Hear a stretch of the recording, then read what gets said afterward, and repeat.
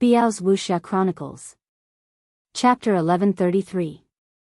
Yiglao and the old man from the main pagoda pounced towards Qin Feiyang almost at the same time as Mu Qing's words.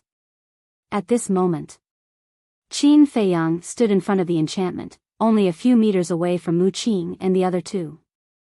For Yiglao and the other two fake gods, such a close distance, wouldn't it be easy to capture them?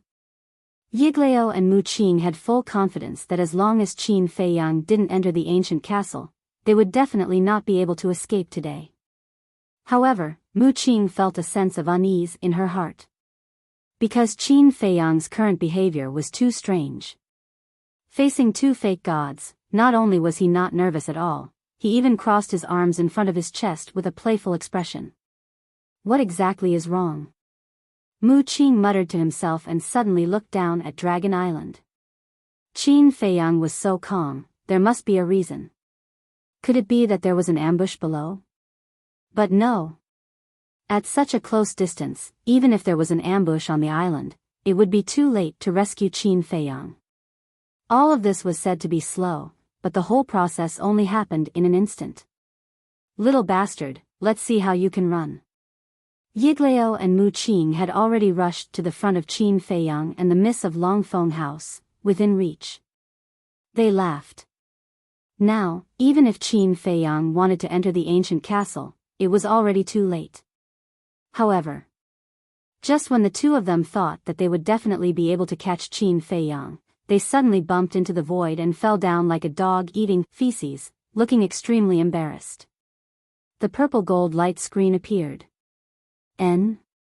Mu Qing looked at the purple gold light screen in surprise. What was this thing? It could actually block two fake gods. Yiglao and Mu Qing got up, their faces were also full of disbelief. Suddenly, the two of them seemed to have realized something as they lowered their heads and scanned the Dragon Island below. It was fine if they didn't look, but when they looked, their old faces suddenly became gloomy. What's wrong? Mu Qing looked at the two of them in surprise. Yiglao said, I didn't notice it earlier, but now I realize that this is actually the Dragon Island, and that purplish golden radiance is the sealing enchantment that seals the inner sea. What? Mu Qing was stunned. Didn't that mean that Qin Feiyang and the young lady of the Dragon Phoenix Pavilion had already escaped from the inland sea and entered the endless sea? Brilliant, brilliant. At this moment, Qin Feiyang clapped his hands and smiled brightly. How did you get out? Mu Qing suddenly raised his head and stared at Qin Feiyang. Qin Feiyang joked, this must be a secret. How can I tell you a secret? Impossible. Even we can't break the seal of the inner sea, let alone you. Yiglao and the old man from the main pagoda also looked at Qin Feiyang in disbelief. Qin Feiyang said, then I want to ask you, who set up this enchantment? Your ancestor, the Qin Emperor. The old man from the main pagoda blurted out. But after he said that, he was stunned. That's right. This sealing enchantment was set up by the Qin Emperor. As the descendant of the Qin Emperor, it was not impossible for Qin Feiyang to break this enchantment. But how did he do it? That's right, I am the descendant of the Qin Emperor. Can his sealing enchantment trap me? Qin Feiyang smiled proudly and looked at Mu Qing. It's obviously right in front of you and within reach, but you can only look at it. How is it? Is it fun? Are you deliberately playing with me? Mu Qing clenched his hands. Yes. I am deliberately playing with you.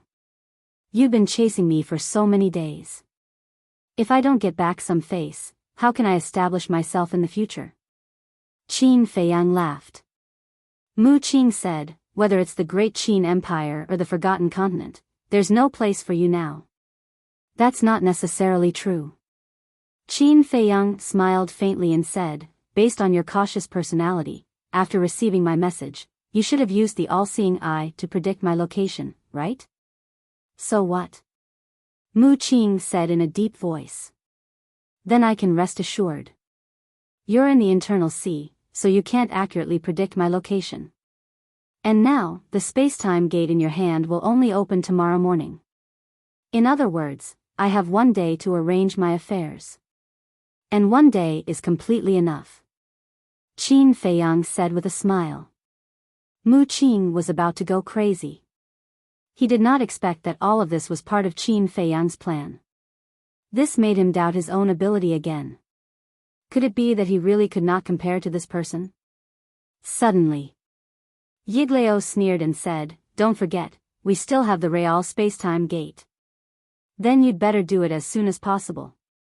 Otherwise, when we leave, it will be difficult to find us again." Qin Feiyang joked. "Don't be too happy too early." Old Yi enunciated each and every word as his eyes were filled with rage. Qin Feiyang shrugged, looked at Mu Qing and said, "Actually, I've already seen through it. You've always wanted to compete with me, but obviously, I've won." Mu Qing was silent, only staring at Qin Feiyang. "But don't worry, we'll definitely meet again. At that time, remember to work hard. Don't lose to me again, that would be embarrassing." Qin Feiyang laughed and ignored Mu Qing and the other two. He turned to look at the young lady of the Dragon Phoenix Pavilion and asked suspiciously, "Why isn't your mother here yet?" "I don't know either." The young lady of the Dragon Phoenix Pavilion shook her head and then said worriedly, "Did something happen again?" Qin Feiyang could not help but frown. Time passed breath by breath. Mu Qing and the other two did not leave. Because returning from Dragon Island to God's Island, even with Yiglao and the other two false gods, would take 2 to 3 days. As for the spacetime gate, it would open tomorrow morning, so there was no need to do so. About 100 breaths passed. Whoosh! The mysterious lady and the middle-aged man finally appeared. "Why did you take so long? I thought something happened to you again." The young lady of the Dragon Phoenix Pavilion was immediately dissatisfied. "How can there be so many accidents in the world? We just went to the Divine City to inquire about your teacher's situation." The mysterious lady transmitted her voice. "How is teacher?" the young lady of the Dragon Phoenix Pavilion asked. The mysterious lady patted her shoulder and said, "Don't worry, his life is not in danger for the time being." Then, she looked at Yiglao and the other two and asked in confusion, "What's going on with them?"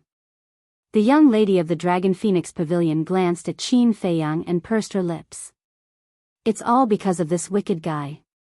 He deliberately called them over and teased them." Teased? The mysterious lady was stunned and asked curiously, "How did he tease them?" The young lady of the Dragon Phoenix Pavilion briefly explained. After hearing this, the mysterious lady was speechless. She turned to look at Qin Feiyang and shook her head. "Brat, you're really wicked." Qin Feiyang smiled embarrassedly. The mysterious lady shook her head and smiled. She glanced at Mu Qing and the other two, then turned to look at a teleportation gate. She looked at Qin Feiyang and said, "All right, let's go." "Who exactly are you?" Yiglao asked. "Who am I?" The mysterious lady's eyes flashed coldly.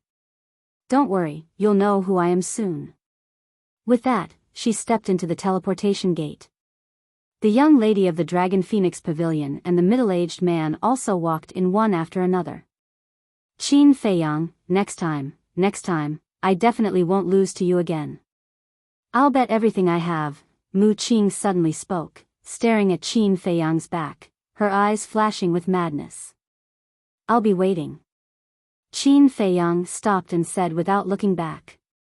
Then, he entered the teleportation gate. The endless sea was vast and boundless. There were countless emperor beasts and saint beasts. And in the central sea area of the endless sea, there were more than 10 islands of various sizes. The largest island was thousands of miles long, like a continent floating on the sea. And on one of the islands, there were villages everywhere. It was hard to estimate how many there were. But there were no exceptions. Outside every village, there was a stone tablet with a giant golden tiger engraved on it. At this time, it was late at night. All the villages were closed, looking extremely deserted. At the same time, 2 men and 2 women stood side by side in the sky above the island, scanning the villages below. It was Qin Feiyang's group of 4. The mysterious lady smiled faintly. All the tribesmen of the Sky Tiger tribe are here. You can check. Are you sure they're all here? Qin Feiyang frowned. There were more than 1 million people in the Sky Tiger tribe.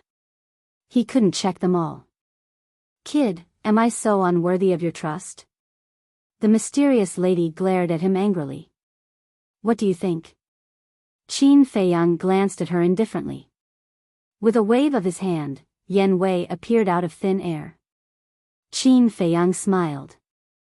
Go. Okay. Yan Wei nodded, unable to hide the joy on his face. He scanned the villages on the island, turned into a stream of light, and flew down. In a short while, the island became lively. Lights were brightly lit and noises could be heard from all directions. Where are the divine crystals? The mysterious lady retracted her gaze and asked Qin Feiyang. Qin Feiyang said, Don't worry. I'll give them to you after I leave with them. Leave with them? Are you kidding? You can't even protect yourself now. How are you going to protect them? Furthermore, the Sky Tiger tribe doesn't only have a few dozen or a few hundred people. There are more than 1 million people. How are you going to settle them? The mysterious lady, the middle-aged man, and the young mistress of the Dragon Phoenix house were all shocked by Qin Feiyang's words. I know that too. But I can't be at ease leaving them here with you. Qin Feiyang frowned. The mysterious lady said, Are you worried that I'll use them to threaten you one day? Yes. Qin Feiyang nodded without hiding anything. The mysterious lady smiled helplessly and sighed. Actually, I'm not as bad as you think. Is that so? Qin Feiyang raised his head and looked at her suspiciously. Yes. There are some things that I can't tell you yet. But I can swear that I have no ill intentions towards you now. Furthermore, I won't threaten you to do anything anymore. The mysterious lady spoke very seriously and her attitude was very sincere. There was no trace of faking it. Qin Feiyang frowned and said, Why do I feel like I've heard a joke? Brat, do you believe that I'll kill you? The mysterious lady's face darkened. Why was this little guy so stubborn? Anyway, you've harmed me a lot. This time won't make a difference. Qin Feiyang pursed his lips and said indifferently, It's actually very simple if you want me to believe you. Give me a reason to believe you. My head is about to explode. Chapter 1134. The young lady of the Dragon Phoenix house looked at the irritated and mysterious lady, then looked at Qin Feiyang and said, You don't believe in mother, but you should at least believe in me, right? After all, we can be considered friends in need. Qin Feiyang frowned. I guarantee with my personality that what you think will never happen again. The young lady of the Dragon Phoenix house said again. Qin Feiyang glanced at the mother and daughter in front of him, his expression uncertain. Finally, he sighed deeply and looked at the 2 of them. Wait a moment. After he finished speaking, he entered the castle and walked towards the iron box. Fatso frowned. Boss, we risked our lives to snatch this. Are we really going to give it to them? Hey, Fatso, don't be mistaken. The divine crystal was snatched by this emperor and Qin Feiyang. What does it have to do with you? The spirit snake emperor said unhappily. Fatso said angrily, What do you mean by that? Although Fat Lord did not contribute, Fat Lord is also risking his life with you. TSK. The spirit snake emperor laughed disdainfully, looked at Qin Feiyang, and said, Although Fatso is very shameless, this emperor agrees with him. If we give the divine crystal to them like this, we will be at a loss. Then what do you mean? Qin Feiyang looked at it suspiciously. Last time, we agreed that if we snatched the divine crystal, you would agree to this emperor's request. Now, it's time for you to fulfill your promise. This emperor wants the divine arts. Of course, this emperor also knows that you don't have any extra divine arts, but now is your chance." The Spirit Snake Emperor laughed sinisterly. Qin Feiyang's face darkened. This guy's appetite was not small, to actually keep thinking about the divine arts. "I understand." After looking deeply at the Spirit Snake Emperor, Qin Feiyang stepped forward to open the iron box, took out the divine crystal, and appeared outside again. Looking at the divinity crystal in Qin Feiyang's hand, the mysterious lady's eyes lit up with desire. Qin Feiyang was even more surprised and asked, "Can you tell me what this thing is for?" The mysterious madam rolled her eyes and said, "Don't give me that. If I tell you, you definitely won't give it to me." Qin Feiyang was extremely helpless. He lowered his head and looked at the eye crystal suspiciously, then casually threw it to the mysterious madam. The mysterious madam was startled. She quickly caught the divine crystal and glared at Qin Feiyang. She said angrily, "This is a treasure, be careful." "How precious." Qin Feiyang was curious. "Don't try to trick me." The mysterious lady snorted and lowered her head to size up the divine crystal. Her eyes shone brightly. Qin Feiyang glanced at her, then lowered his head and fell into deep thought. The miss of the Dragon Phoenix House walked to his side and asked in a low voice, "Are you thinking about where to go in the future?" "Yeah. I definitely can't stay in the Forgotten Continent, and I can't go back to the Great Qin Empire." "Where should I go?" "The world is so big, is there no place for me, Qin Feiyang?" Qin Feiyang sighed. "Now you really can't stay in the Forgotten Continent, because the main tower and the Mu family will definitely not let this matter go. And although we want to protect you, facing the alliance of the main tower and the Mu family, we are powerless," the miss of the Dragon Phoenix House said. The mysterious madam put away the divine crystal and looked at Qin Feiyang, saying, "I think you should return to the Great Qin Empire." "Why?" Qin Feiyang turned to look at her and asked suspiciously. "Because as long as you return to the Great Qin Empire, even if Mu Qin can predict your location, he won't dare to bring people to cause trouble. Moreover, it has been more than half a year since you last went back. Don't you want to go back and see your mother?" the mysterious madam said. "Yes. But you also know that the Emperor's decree only said that within 10 years, my mother and anyone related to me will not be harmed. It didn't say that they won't kill me. If I go back now, I will definitely be killed by them," Qin Feiyang said. "That's right. Let's not talk about the Emperor, just the Imperial Tutor will definitely not allow you to continue growing.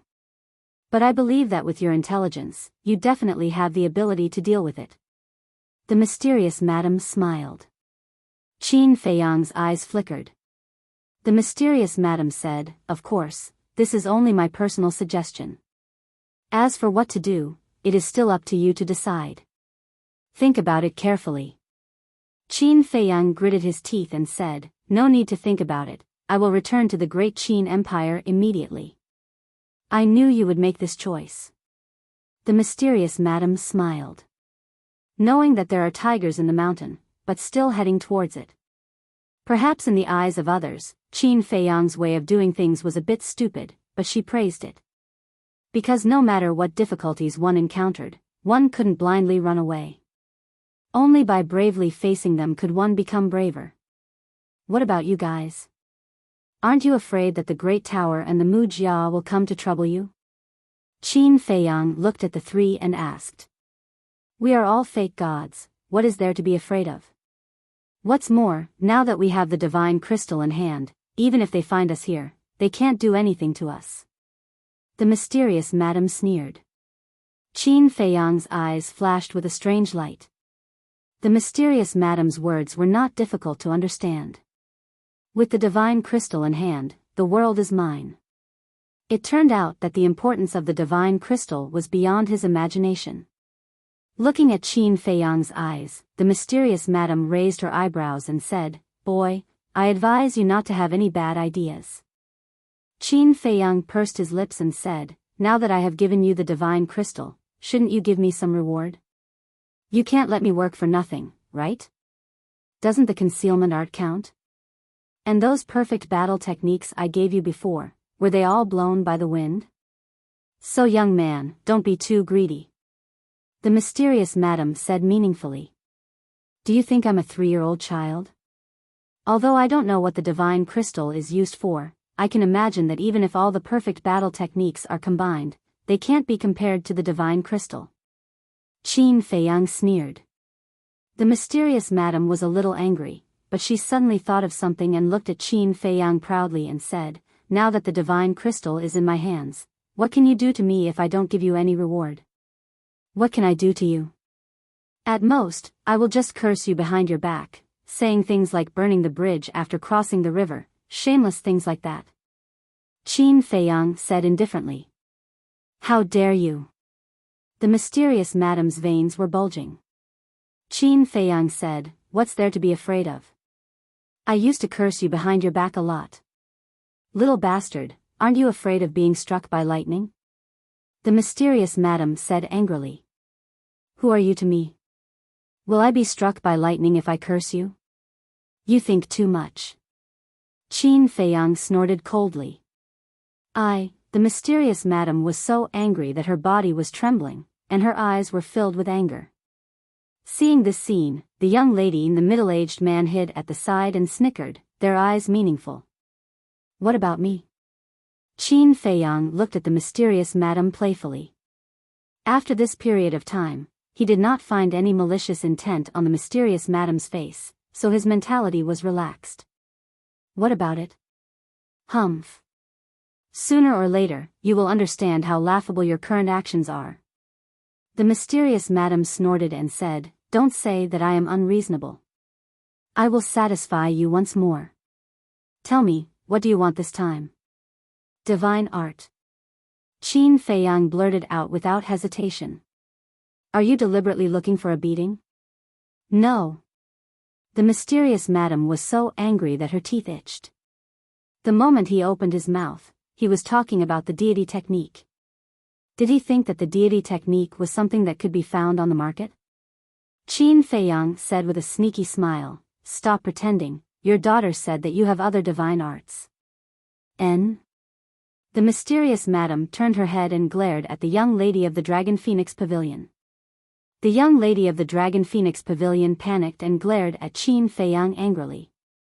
She looked at the mysterious madam and smiled embarrassedly. Mother, I was just saying it casually. You can't even say it casually. The mysterious madam shouted, and then looked at Qin Feiyang, and said, I don't have any divine art, but I can give you some more perfect battle arts. Stingy. Qin Feiyang muttered. Then do you want it or not? The mysterious madam said angrily. Yes. Definitely. It's a waste if you don't want it. Qin Feiyang hurriedly nodded, and brought Lu Hong and the others, as well as Wolf King and the other beasts, out of the castle. After coming out, everyone stared at the mysterious madam with burning eyes, like a group of bandits. What are you doing? Seeing this, the mysterious madam was extremely vigilant. She felt that in the eyes of these guys, she was like a delicious cake. Didn't you say? Give us some perfect battle arts? And this time, everyone has contributed to snatching the divine crystal, so naturally, everyone has to have a share. Qin Feiyang said with a smile. You, the mysterious madam gnashed her teeth. Why was this brat such a bastard? The young lady of the Dragon Phoenix Pavilion said, Mother, just satisfy him, or else he might really scold you behind your back. Sigh. The mysterious madam sighed helplessly, swept her gaze towards Lu Hong and the others, as well as Wolf King and the other beasts, and said, to be honest, I really have to thank you all. Thank you all for silently following Qin Feiyang all these years, helping him and taking care of him. It was your support that allowed him to reach where he is today. What do you mean? Qin Feiyang was stunned. Lu Hong and the others also looked at each other. Why did these words sound so strange? They followed Qin Feiyang, helped Qin Feiyang, and took care of Qin Feiyang. What did it have to do with this woman? On what basis did she say that she had to thank them on behalf of Qin Feiyang? The mysterious madam did not explain and continued, I will not treat you all unfairly. Right now, I will give each of you a perfect killing battle art and a perfect support battle art. Of course, I will not give any more to those who already have a perfect battle art. Then wouldn't brother be at a disadvantage? Wolf King was dissatisfied. Because it already had the fury of the mad god and the void escape steps, both of which were perfect battle arts. I gave you the fury of the mad god and the void escape steps, so be content.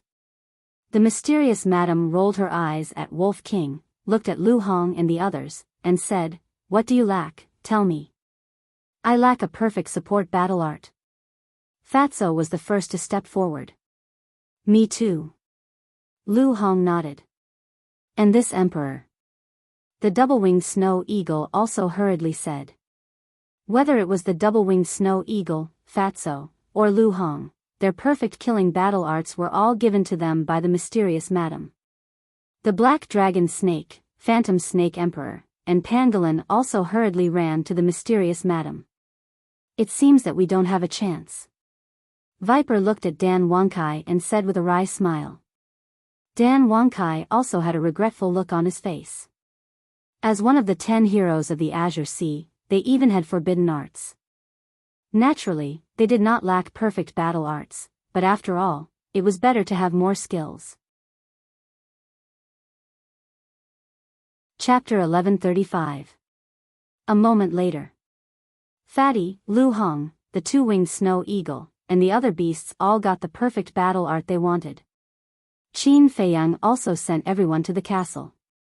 "I can see that none of the people and beasts around you are good people." The mysterious lady rolled her eyes at Qin Feiyang. "This is cute, isn't it?" Qin Feiyang smiled, then stretched out his hand in front of the mysterious lady and said, "What about me and Yen Wei? You still want it?" The mysterious lady was stunned. "Of course. I snatched the divine crystal from the chief pagoda master. You can't erase my credit." Qin Feiyang said. "I really don't understand. The Qin Emperor is such an upright person. How can he have such a shameless descendant? If I didn't give you the concealment art, would you be able to snatch it? You still want credit? Aren't you ashamed?" The mysterious lady was extremely annoyed. Qin Feiyang said, "But you can't deny that I snatched the divine crystal from the chief pagoda master." Okay. Don't say anything. I'm afraid of you. I'll give it to you." "What does Yen Wei lack?" the mysterious lady said. She was afraid that if she continued, she would lose her temper. Qin Feiyang thought for a while and said, "I gave him the sky demon 9 steps you gave me last time. He still lacks a perfect battle art."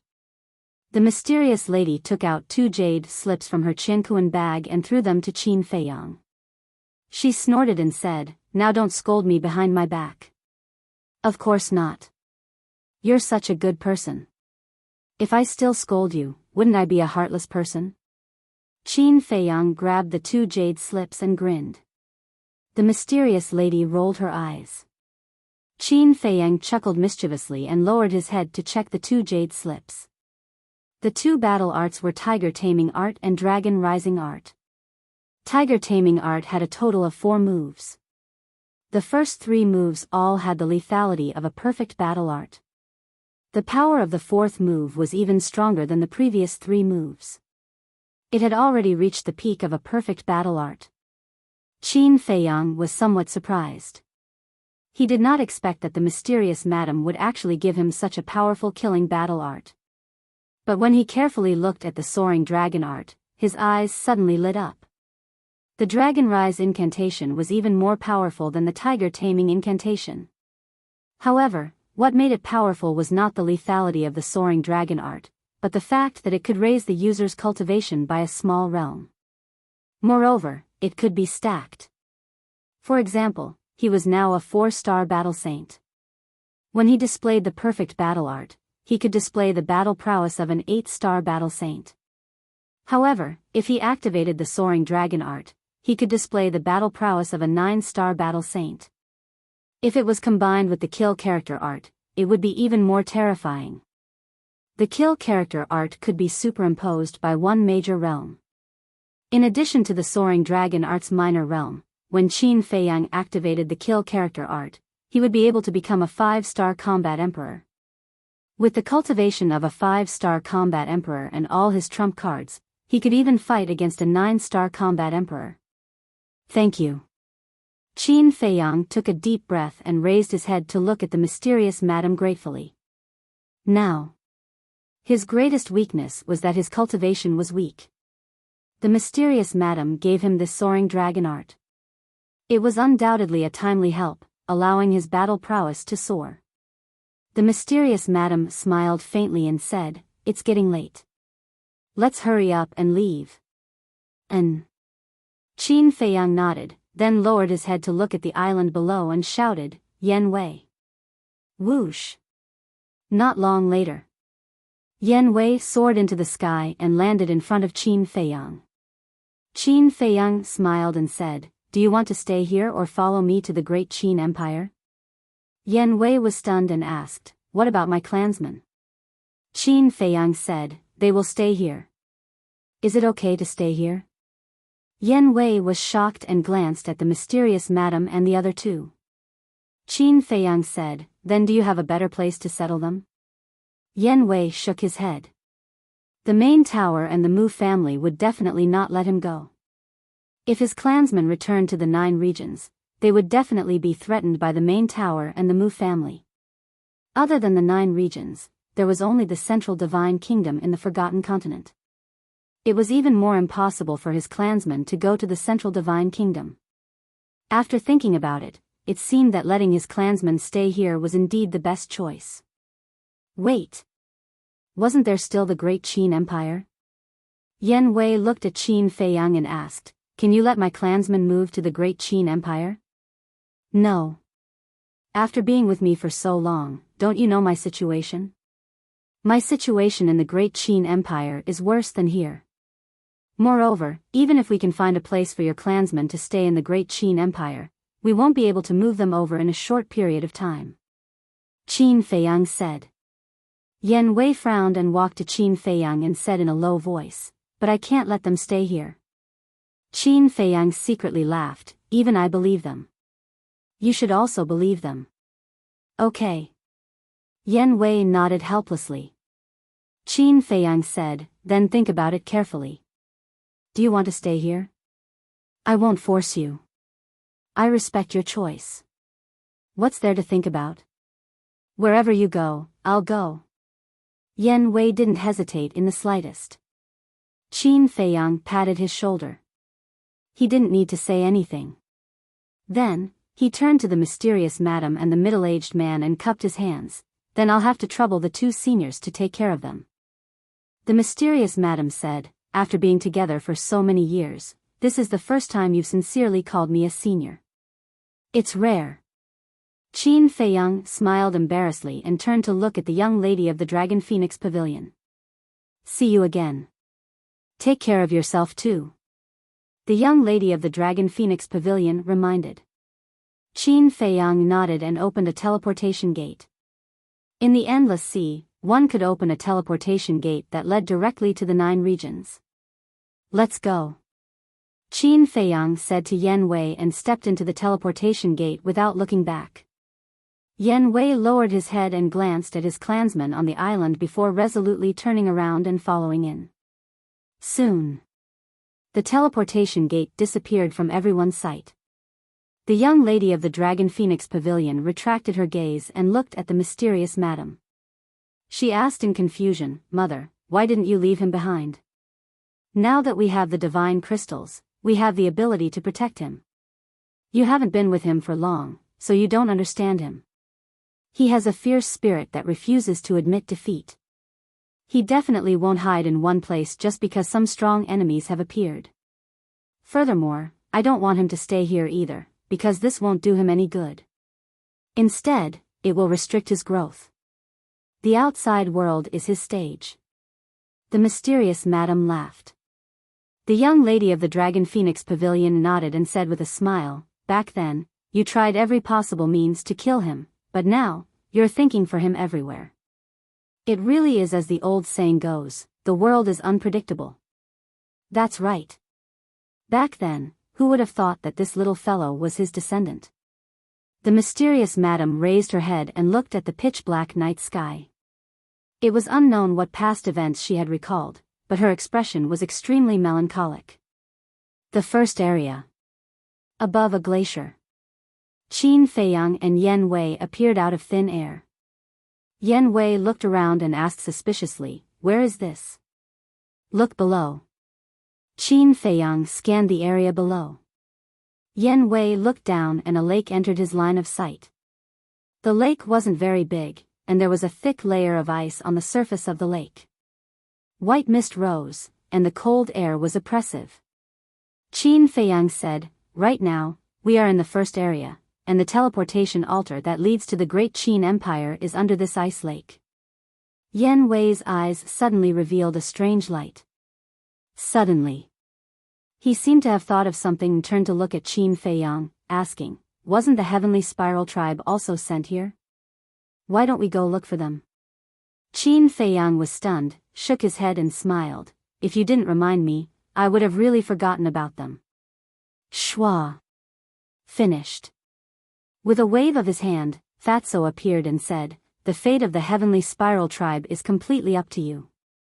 Do as you see fit. Back then, the leader of the Heavenly Spiral Tribe almost killed you. We definitely can't let it go just like that." Fatso's eyes flashed with killing intent.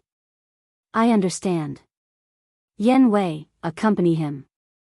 Remember, you must be careful," Qin Feiyang reminded. Although Mu Qing was trapped in the inland sea and could only come out in the early hours of the morning, he could still predict his approximate location. The most important thing was that the white-robed old man didn't enter the inland sea. This was what worried him. When Mu Qing predicted his approximate location, he would definitely let the white-robed old man chase after him.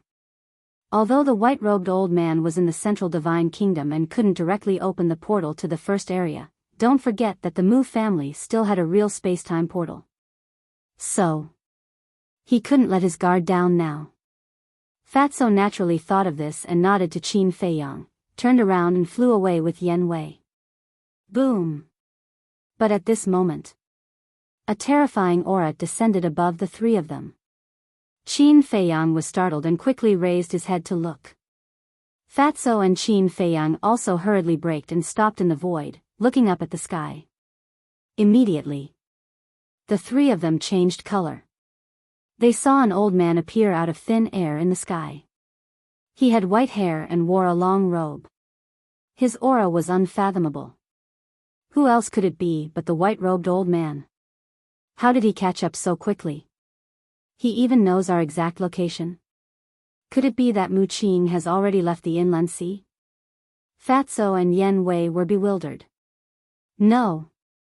Mu Qing must have predicted our approximate location and sensed our purpose. Therefore, he asked him to come here directly to intercept us. This bastard, I really don't dare to be careless for a moment. Let's go. Qin Feiyang's eyes darkened. He turned into a stream of light and plunged into the ice lake below. Fatso and Qin Feiyang didn't dare to hesitate and immediately dived into the ice lake.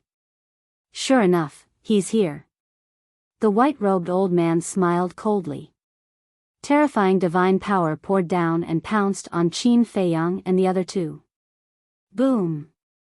The entire ice lake instantly exploded. It's over. Feeling the surging divine power, Yen Wei and Fatso's hearts sank. If they were imprisoned by this divine power, they wouldn't be able to break out even if they opened the door of potential. However, Qin Feiyang was very calm. He stared at the bottom of the lake, his eyes flickering. Suddenly, with a wave of his hand, he grabbed Fatso and Qin Feiyang and instantly disappeared without a trace. Inside the ancient castle. What are we doing in the ancient castle? If we're trapped here, won't we be doomed? Yen Wei looked at Qin Feiyang in surprise. Fatso was also suspicious. However, as if he suddenly thought of something, his eyes flashed.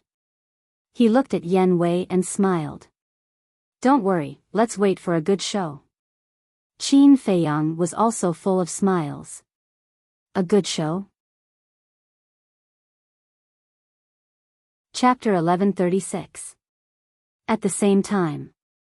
Outside, the ice lake. After Qin Feiyang and the other two entered the castle, the white-robed old man's divine might went straight to the bottom of the lake. Who dares to disturb my meditation? Immediately.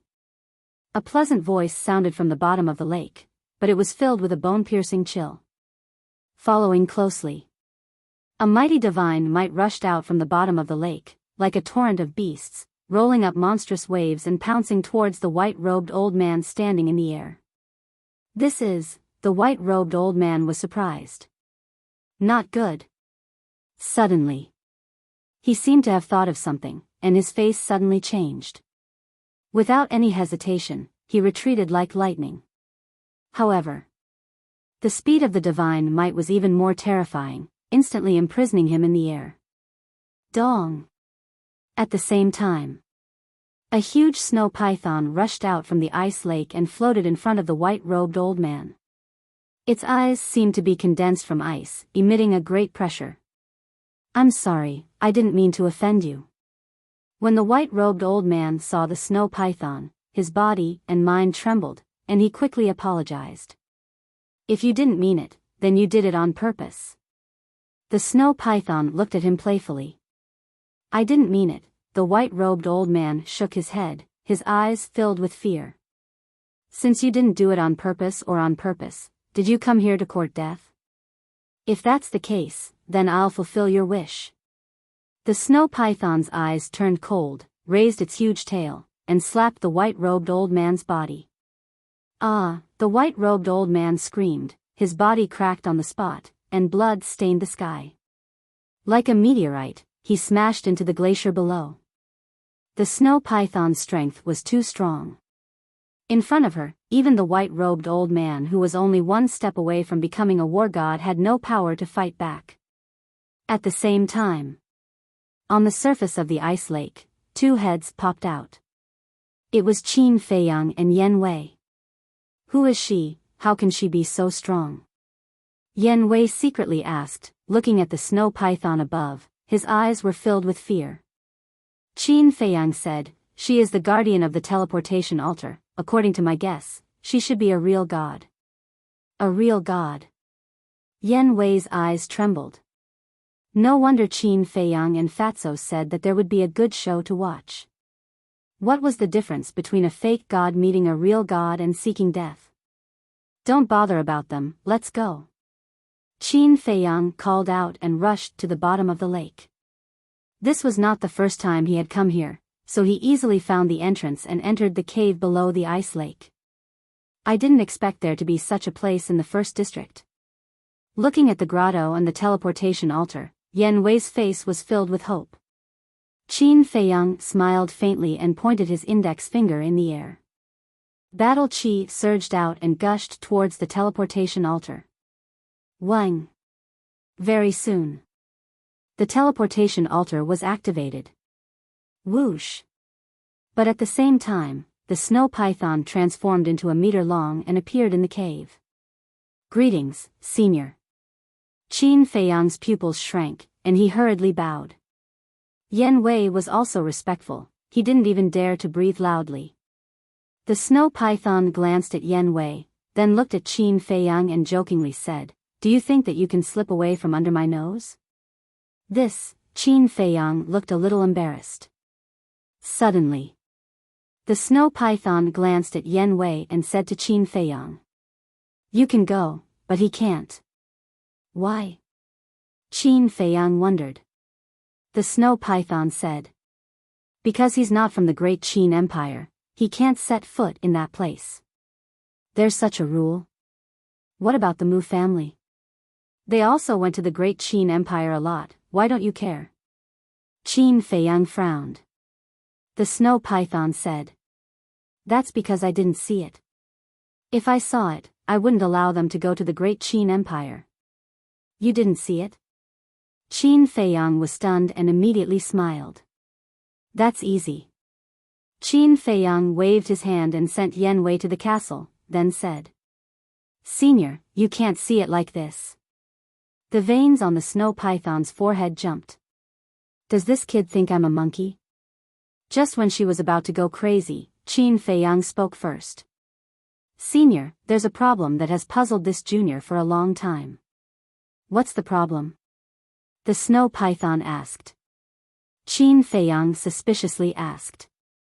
Why do the state preceptor and the Black Iron Army have a time limit to enter the Forgotten Continent, but I don't? What do you think? The snow python asked. Qin Feiyang said. This junior has seriously thought about this problem. This junior thinks that senior should be protecting this junior. Protecting you? The snow python was stunned and sneered. Boy, you're too self-righteous.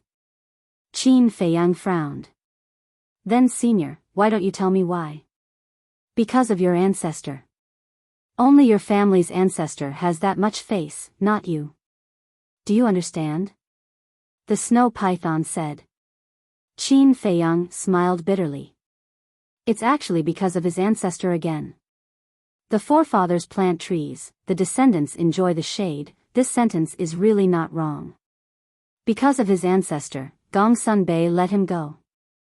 Because of his ancestor, he and the young lady of the Dragon Phoenix house escaped from the hands of the Chief Tower. Because of his ancestor, they escaped from the inland sea. Also, because of the ancestor, the snow python turned a blind eye to it. Although he has never seen his ancestor, he doesn't know how much kindness he has received from his ancestor over the years. It's hard to repay. Suddenly, Qin Feiyang remembered the old man in the white robe and asked. Senior, where's the old man of the Mu family? He's kneeling outside. The snow python said lightly. Qin Feiyang was secretly speechless. Making a fake god kneel outside, I'm afraid that in the world, only this guy in front of him can do it. No matter what the reason is, I have to thank Senior for taking care of me all these years. If there's a chance in the future, Junior will definitely repay Senior. Qin Feiyang bowed and stepped on the teleportation altar, quickly disappearing. Repay, the snow python muttered to herself. But in the next moment, she couldn't help but be annoyed. Originally, she came to stop Yen Wei, but in the end, Qin Feiyang repeatedly changed the topic, and she forgot about this matter. Little guy, you dare to play tricks with me, just you wait, next time you won't be able to finish your meal.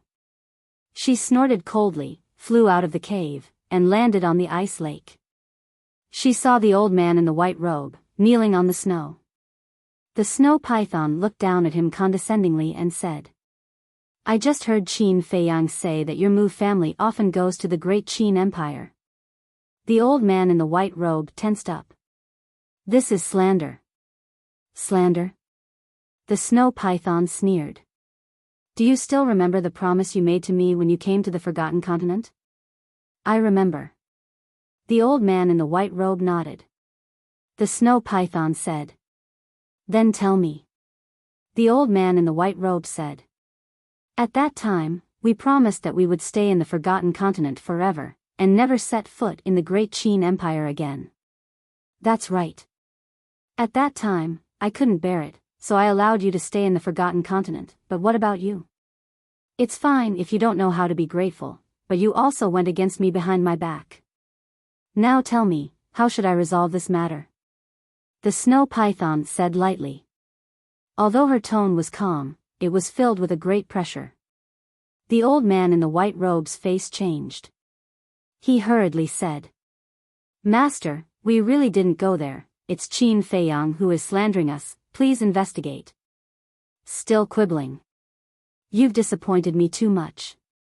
Originally, if you were willing to admit your mistakes and repent, I would be merciful and let your Mu family live. But now, the snow python's eyes flashed coldly. Hand over the gate of time and space. What? The old man in the white robe's eyes trembled. The gate of time and space is the Mu family's biggest reliance. It can even be said that the gate of time and space is related to the Mu family's lifeline. Now that they want him to hand over the gate of time and space, isn't this putting the Mu family to death? The snow python said. You can choose not to hand it over, but your Mu family will be destroyed today. The old man in the white robe's face instantly turned pale. He hurriedly said. I'll hand it over immediately." As he spoke, he took out the gate of time and space. This is the Real Gate of Time and Space. Vast and mighty. The snow python looked at the gate of time and space, then looked at the old man in the white robe. "This is your last chance, take care of yourself." After saying that, she flashed and landed in front of the old man in the white robe. She rolled up the gate of time and space and entered the ice lake without looking back. The surface of the lake gradually calmed down, and a thin layer of ice slowly condensed. The old man in the white robe powerlessly collapsed on the snow. His old face was full of pain and despair. This time, he came out with full confidence to snatch the divine crystal.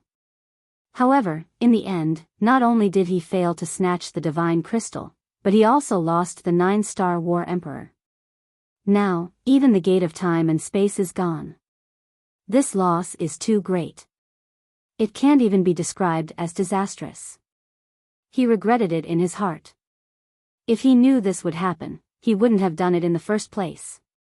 At the same time, the hatred in his heart towards Qin Feiyang had already risen to an unprecedented level. Because all of this was caused by Qin Feiyang. Great Qin Empire. Butterfly Valley. The old man is long gone. Now, the people guarding this place are the invincible Black Army of the imperial capital. In the valley, the invincible Black Army stood straight with halberds in their hands. In a blink of an eye, there are more than 100 of them. Furthermore, these people were all battle saints. The strongest person is a deputy commander of the invincible Black Army, who is a 9-star war saint. A 9-star war saint is definitely the strongest existence in the 9 states of the Great Qin Empire. Because the strongest prefecture master in the history of the 9 states is not stronger than a 9-star war saint. For example, the ugly old woman Zhu Yu was only a 9-star war saint. Therefore, in the years that the invincible Black Army has been stationed in the spirit state, the spirit state has never been peaceful. Of course. With the invincible Black Army, Wang Hong, the current prefecture master, is only in name. Swoosh. In the sky above Butterfly Valley, a white figure appeared out of thin air. It is Qin Feiyang. Who is it?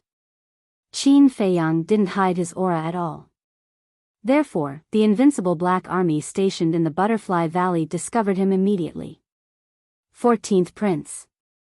However, when they saw Qin Feiyang's real face, they all changed color. Clang.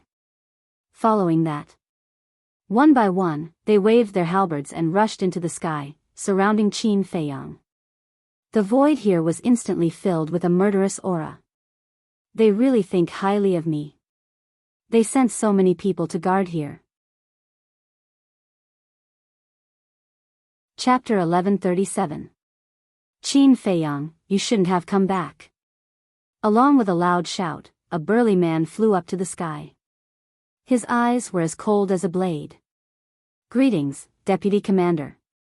The invincible Black Army bowed. Qin Feiyang turned his head to look at the burly man and said indifferently, a 9-star battle saint is able to become the deputy commander of the invincible Black Army. It seems like the great Qin Empire has exhausted its talents. How dare you? How dare you talk to me like this with your cultivation base? The burly man shouted. If it was in the past, he could only endure such undisguised contempt. This was because the person in front of him was the son of the Supreme Emperor. But now, this person was just a pitiful worm that everyone wanted to beat up. Even if he was killed here, no one would care. Qin Feiyang smiled and said, my cultivation base is not strong, but it is still easy for me to kill you. How arrogant. The burly man was furious. He looked at the invincible Black Army and shouted, what are you waiting for? Have you forgotten the Emperor's order? Kill anyone who sees this thief. Boom. The invincible Black Army that surrounded Qin Feiyang suddenly unleashed their aura and attacked together. The halberds in their hands emitted a monstrous light. Kill him, Qin Feiyang muttered to himself. If he had heard this in the past, he would have been sad and pained. But now, he felt nothing. It was as if it had nothing to do with him. But he had not really let it go. He was in despair. He no longer had any hope. Without any extravagant hopes, naturally, there wouldn't be so much disappointment and emotions. Swoosh! Qin Feiyang moved his mind and Yen Wei appeared out of thin air. Leave no one alive. Qin Feiyang said calmly. Understood. Yen Wei glanced at the invincible black army that was charging at him. His eyes flashed with killing intent. Boom! The Emperor's aura exploded and shocked everyone. Everyone present was instantly imprisoned in the void. Including the burly man. It's a combat emperor. Why is there a battle emperor by his side? The group of people turned pale with fright, their hearts filled with disbelief. Qin Feiyang said indifferently, the last time I came back, I brought a group of fake gods with me. This time, I brought a battle god back. Is it that strange? Everyone's heart trembled. That's right. Even a false god could be invited, let alone a mere battled arch. The burly man's face turned pale as he begged, Your Highness, I was wrong. Please have mercy on me. Don't kill me, begging for mercy so soon. Qin Feiyang was stunned. Originally, he thought that as the deputy commander of the invincible Black Army, he should have some backbone, but he didn't expect that he would be scared before the battle even started. Qin Feiyang's eyes flashed. He said to Yen Wei, Keep him. All right. Yen Wei nodded. The formless emperor's aura was like a sharp blade. In the blink of an eye, it sliced through the throats of more than 100 invincible Black Army soldiers. The void here suddenly bled like a waterfall. Except for the burly man, no one was spared. All of them died on the spot. Seeing this scene, the burly man panicked even more. He was so scared that he peed his pants. Qin Feiyang turned to look at him and said indifferently, I can spare your life. You betrayed the emperor and joined me. Yes, yes, the burly man didn't hesitate at all and nodded repeatedly. Such a spineless person deserves to be killed. Yen Wei snorted coldly. You're right, but he still has value. Qin Feiyang transmitted his voice. What value? Yen Wei frowned. Qin Feiyang said to himself, I have to ask him to take me to the imperial capital and cripple his cultivation. Understood. Yen Wei's eyes flashed.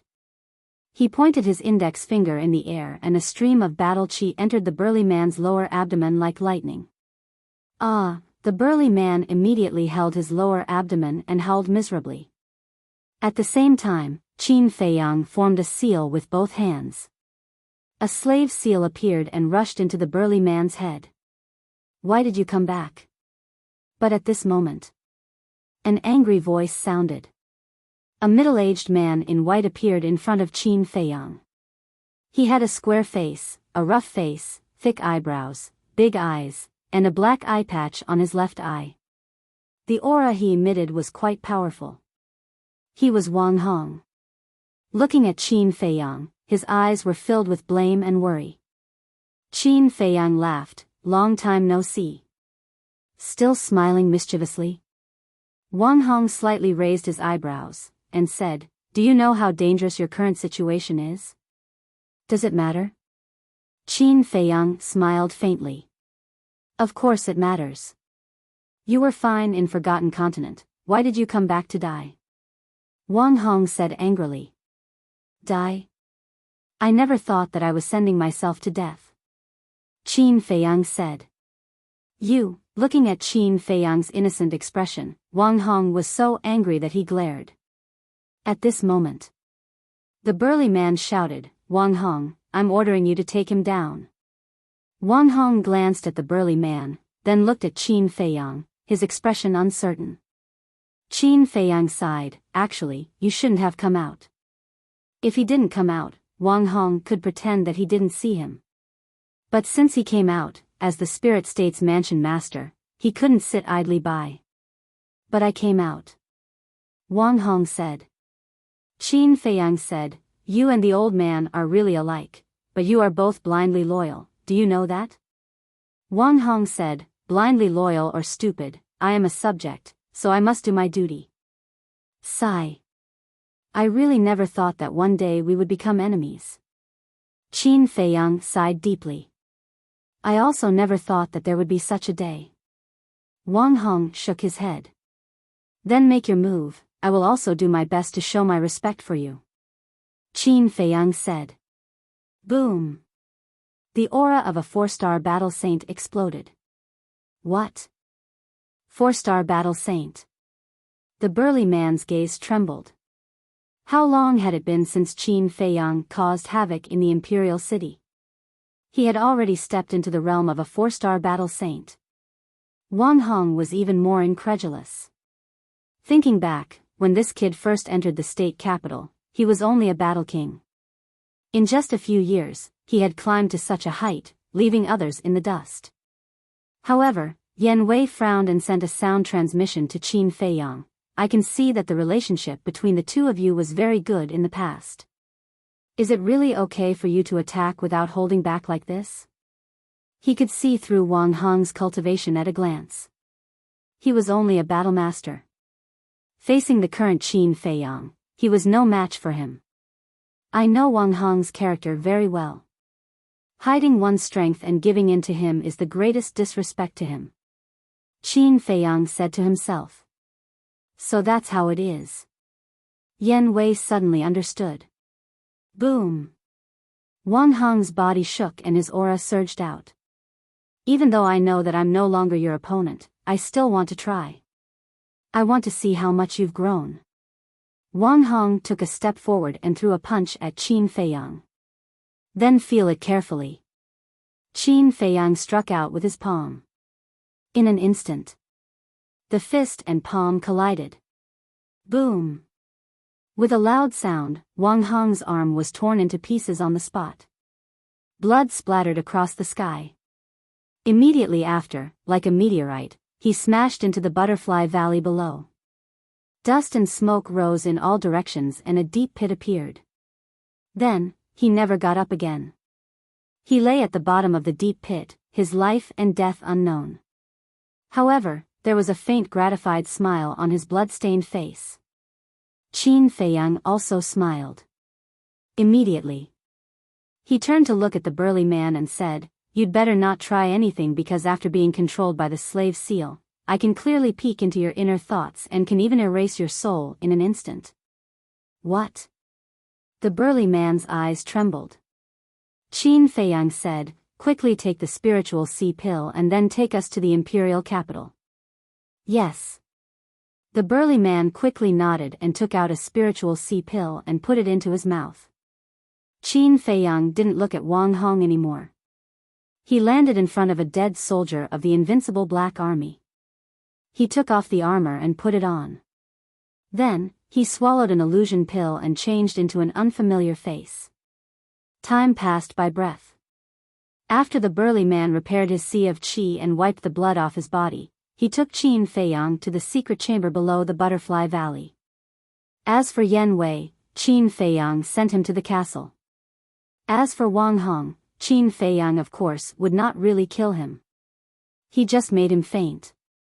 After a while, Qin Feiyang and the burly man entered the secret chamber and came to the teleportation altar. Qin Feiyang looked at the burly man and said, You should have family in the imperial capital, right? What do you want to do? The burly man was surprised. Qin Feiyang smiled and said, I just want to tell you, don't play any tricks. Otherwise, not only will you die, but your family will also be implicated. He was worried that this person was not afraid of death and appeared in the pagoda, exposing his identity in front of Old Man Qin. One had to know. Old Man Qin was not only a false god, but the pagoda was also located in the back mountain of the imperial palace.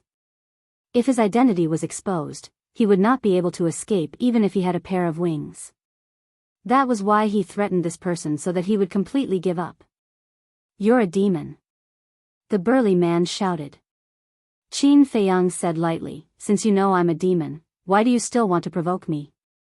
The burly man held his breath and then sighed helplessly.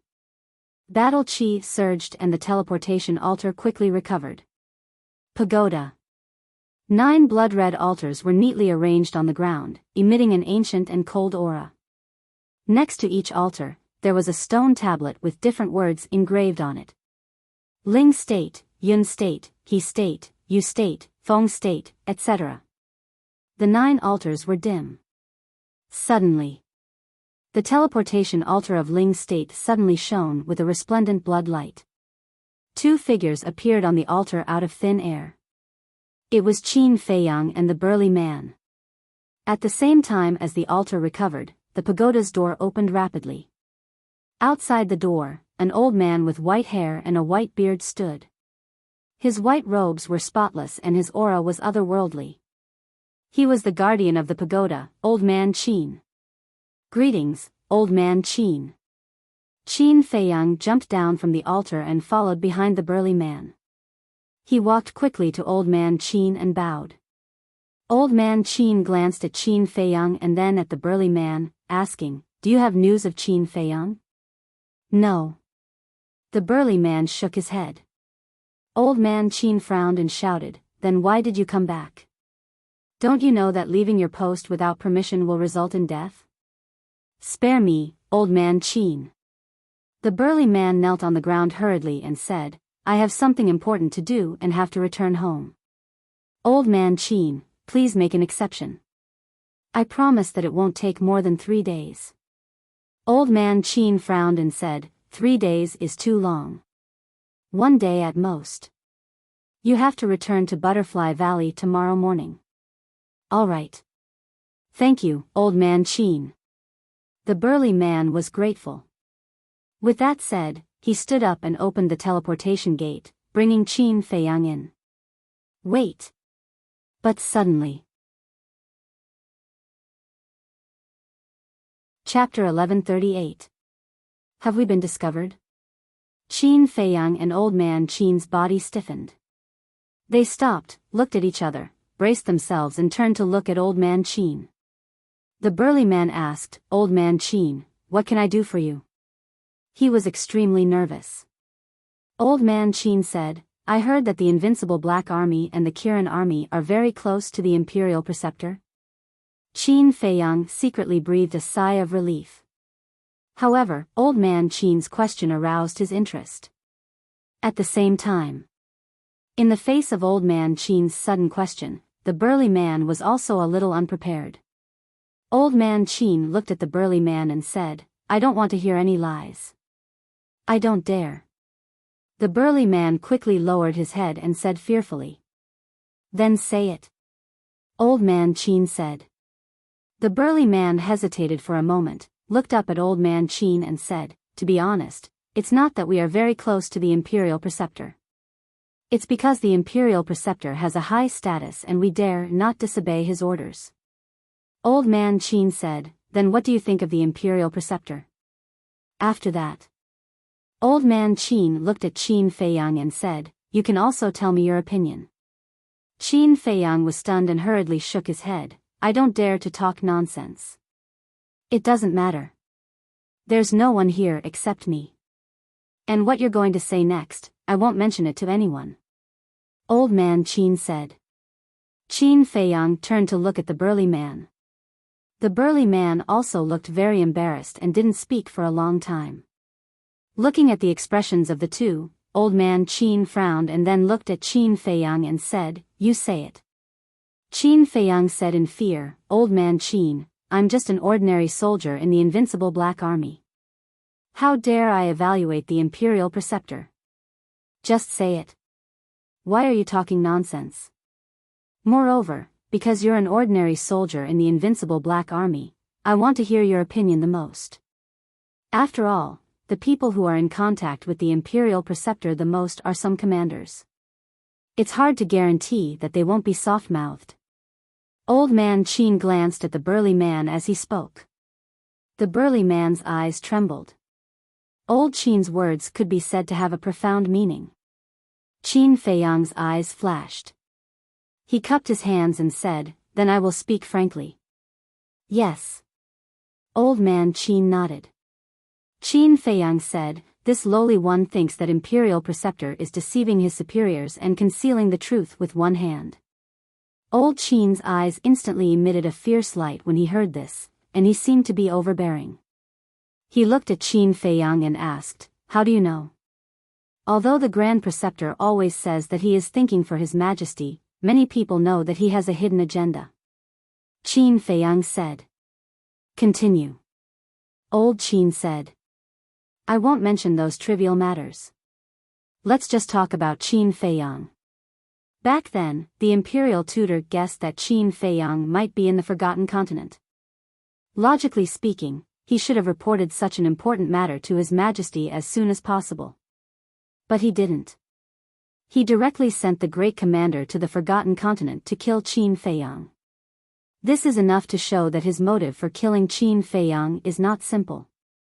There is one more thing. This lowly one heard that the Imperial Preceptor once went to the Forgotten Continent alone. Qin Feiyang said. Old Qin's eyes flashed.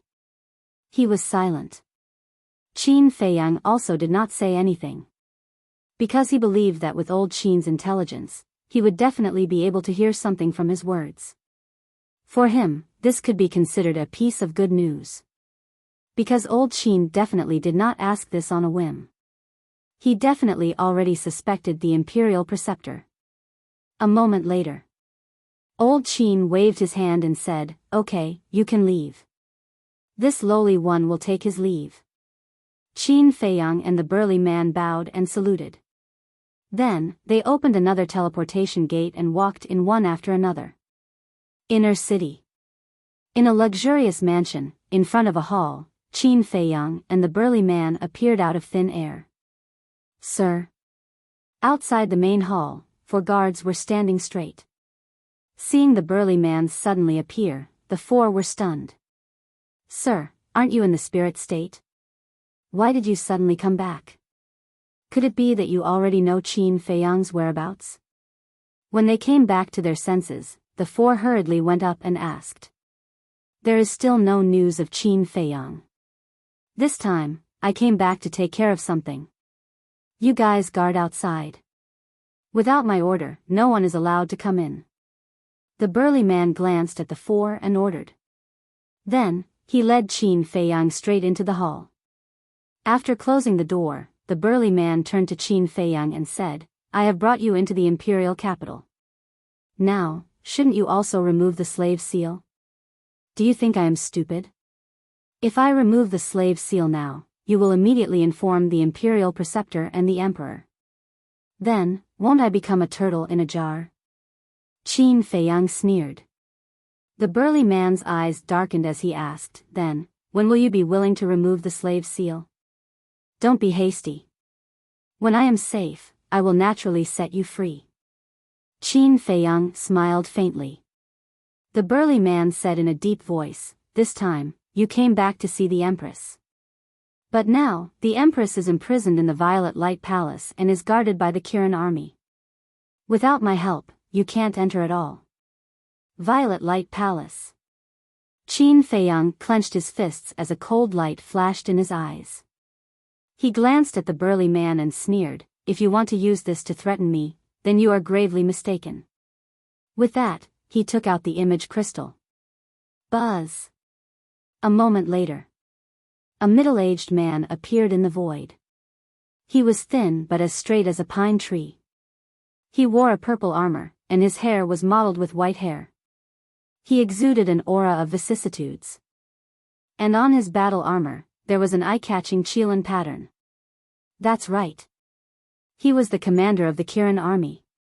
"You are?" Looking at Qin Feiyang, the commander of the Kirin army had a trace of suspicion on his face.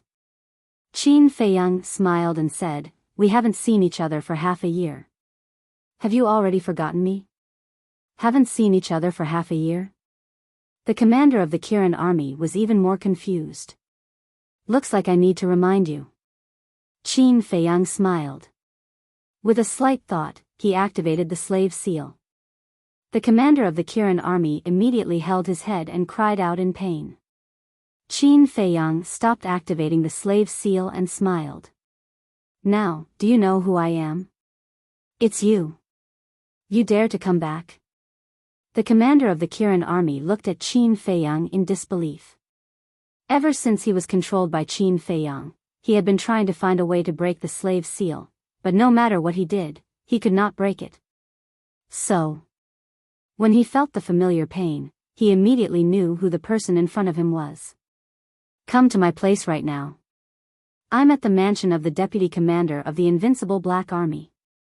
Qin Feiyang then gave the commander of the Kirin army a set of coordinates.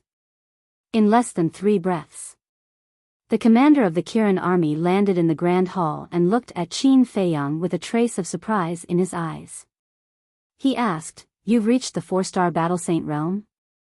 Qin Feiyang nodded. Good job. The commander of the Kirin army gave him a thumbs up. Qin Feiyang smiled and asked, "How's my mother?" The commander of the Kirin army didn't answer. Instead, he glanced at the burly man. Qin Feiyang thought to himself, "Don't worry. When this is over, I'll make him disappear from the spiritual state." The commander of the Kirin army narrowed his eyes and sighed. Can you stop messing around? This won't do you any good. Do you think there's any room for improvement in my relationship with the emperor? Qin Feiyang sneered. Why not? As long as you lower your head and apologize, I'm sure the emperor will forgive you. The commander of the Kirin army said. I didn't do anything wrong. Why should I lower my head and apologize to him? He's the one who should apologize. Qin Feiyang said. Alas. The commander of the Kirin army sighed deeply and said with a smile, although Her Majesty was sent to the Violet Light Palace, she's been doing well since she saw you last time. Her complexion is much better than before. Qin Feiyang asked, has he visited my mother? Of course, he was referring to the emperor. No. The commander of the Kirin army shook his head and said, are you disappointed? I've never expected anything. Why would I be disappointed? Qin Feiyang sneered and said, I want to see my mother. This, the commander of the Kirin army looked troubled. You don't have a choice. Qin Feiyang said. Okay.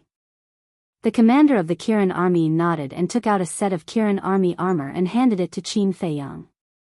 Qin Feiyang took off the invincible Black Army's armor and quickly put it on. Then, he looked at the commander of the Qilin army and said, last time, you betrayed me in the divine penitentiary and almost caused me to lose my life. Until now, I still remember it.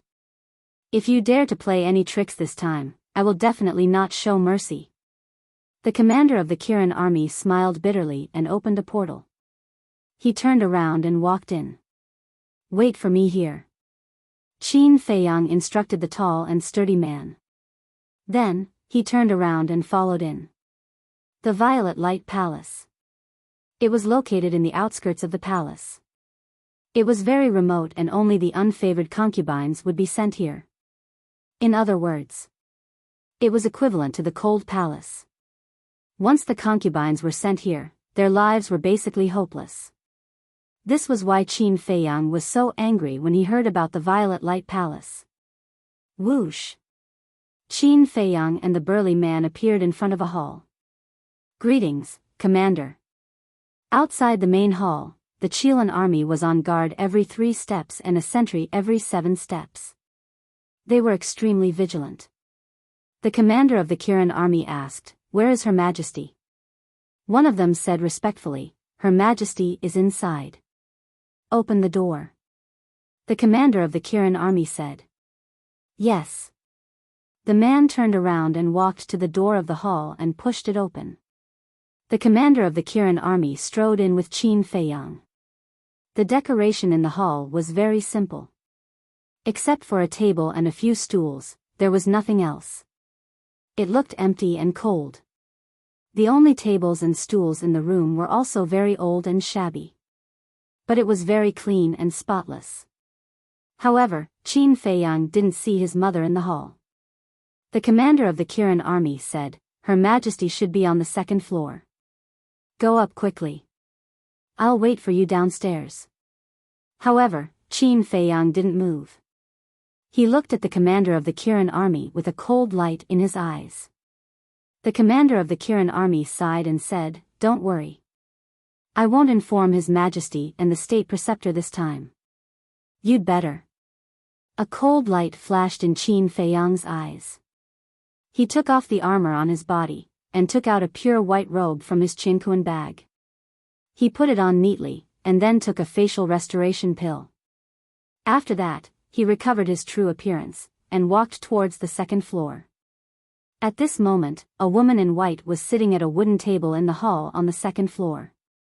Although her clothes were a bit old, it didn't affect her temperament. Chapter 1139. On the table. There was water, flour, and sugar. The woman sat in front of the table with a rosy face, making all kinds of exquisite pastries.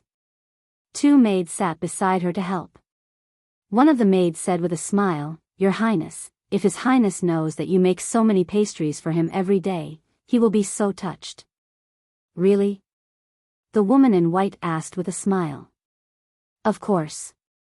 I just don't know when His Highness will come back." The 2 female attendants spoke, and there was a trace of disappointment on their faces. The woman in white looked up outside the window and said with a smile, "He will come back sooner or later." "Tada!" Before she finished speaking, there was a sound of footsteps. Someone is coming? Who would come here? It can't be His Majesty, can it? The 2 maids heard the footsteps and immediately looked up at the stairs outside with a trace of suspicion on their faces. "Let's go and see." The woman in white smiled. "Okay." The 2 maids put down what they were doing and got up to walk to the stairs. But after taking 2 steps, they were stunned. At the entrance of the staircase, a familiar figure slowly walked up. "Are my eyes playing tricks on me?" The 2 maids looked at each other for a long time. Their faces were full of disbelief. When they rubbed their eyes and looked again, they saw that the familiar figure was already standing outside the hall. That's right. This person was Qin Feiyang. He stood outside the door and looked at his mother's back. His eyes couldn't help but warm up. At the same time, the woman in white also noticed the reaction of the 2 maids. She looked at the 2 of them in confusion and asked with a smile, "Who is it that made you so surprised?" "It's..." The 2 maids pointed at Qin Feiyang outside the door and stammered, unable to say a complete sentence for a long time. The more the woman in white looked, the more curious she became, so she turned to look outside the door. Immediately, the smile on her face froze. "Mother," Qin Feiyang called softly, tears flowing down uncontrollably. Hearing this familiar call, the woman in white trembled and slowly got up. She looked at Qin Feiyang in a daze, feeling as if she was dreaming. "Mother, I'm back." Qin Feiyang muttered softly as he walked towards his mother. Even when Qin Feiyang walked in front of her, the white-clothed woman still hadn't come back to her senses. "Wait." Suddenly, the 2 maids seemed to have thought of something. They stepped in front of the white-clothed woman and looked at Qin Feiyang vigilantly. Qin Feiyang was stunned. What did he mean? The white-clothed woman finally regained her senses and looked at the 2 of them in confusion. "Your Majesty, His Majesty went to the Forgotten Continent. He shouldn't have returned so quickly. Furthermore, even if Your Highness returns, the invincible Black Army guarding the Butterfly Valley will definitely stop Your Highness and immediately report it to Her Majesty. But now, there's no movement from the Imperial Palace at all. So we suspect that he's an imposter." Qin Feiyang was quite surprised by the 2 maids' logical analysis. He didn't expect that the 2 maids by his mother's side were so smart. Of course, he definitely wouldn't be angry because of this. Because the reason why these 2 maids were so vigilant was for his mother's safety.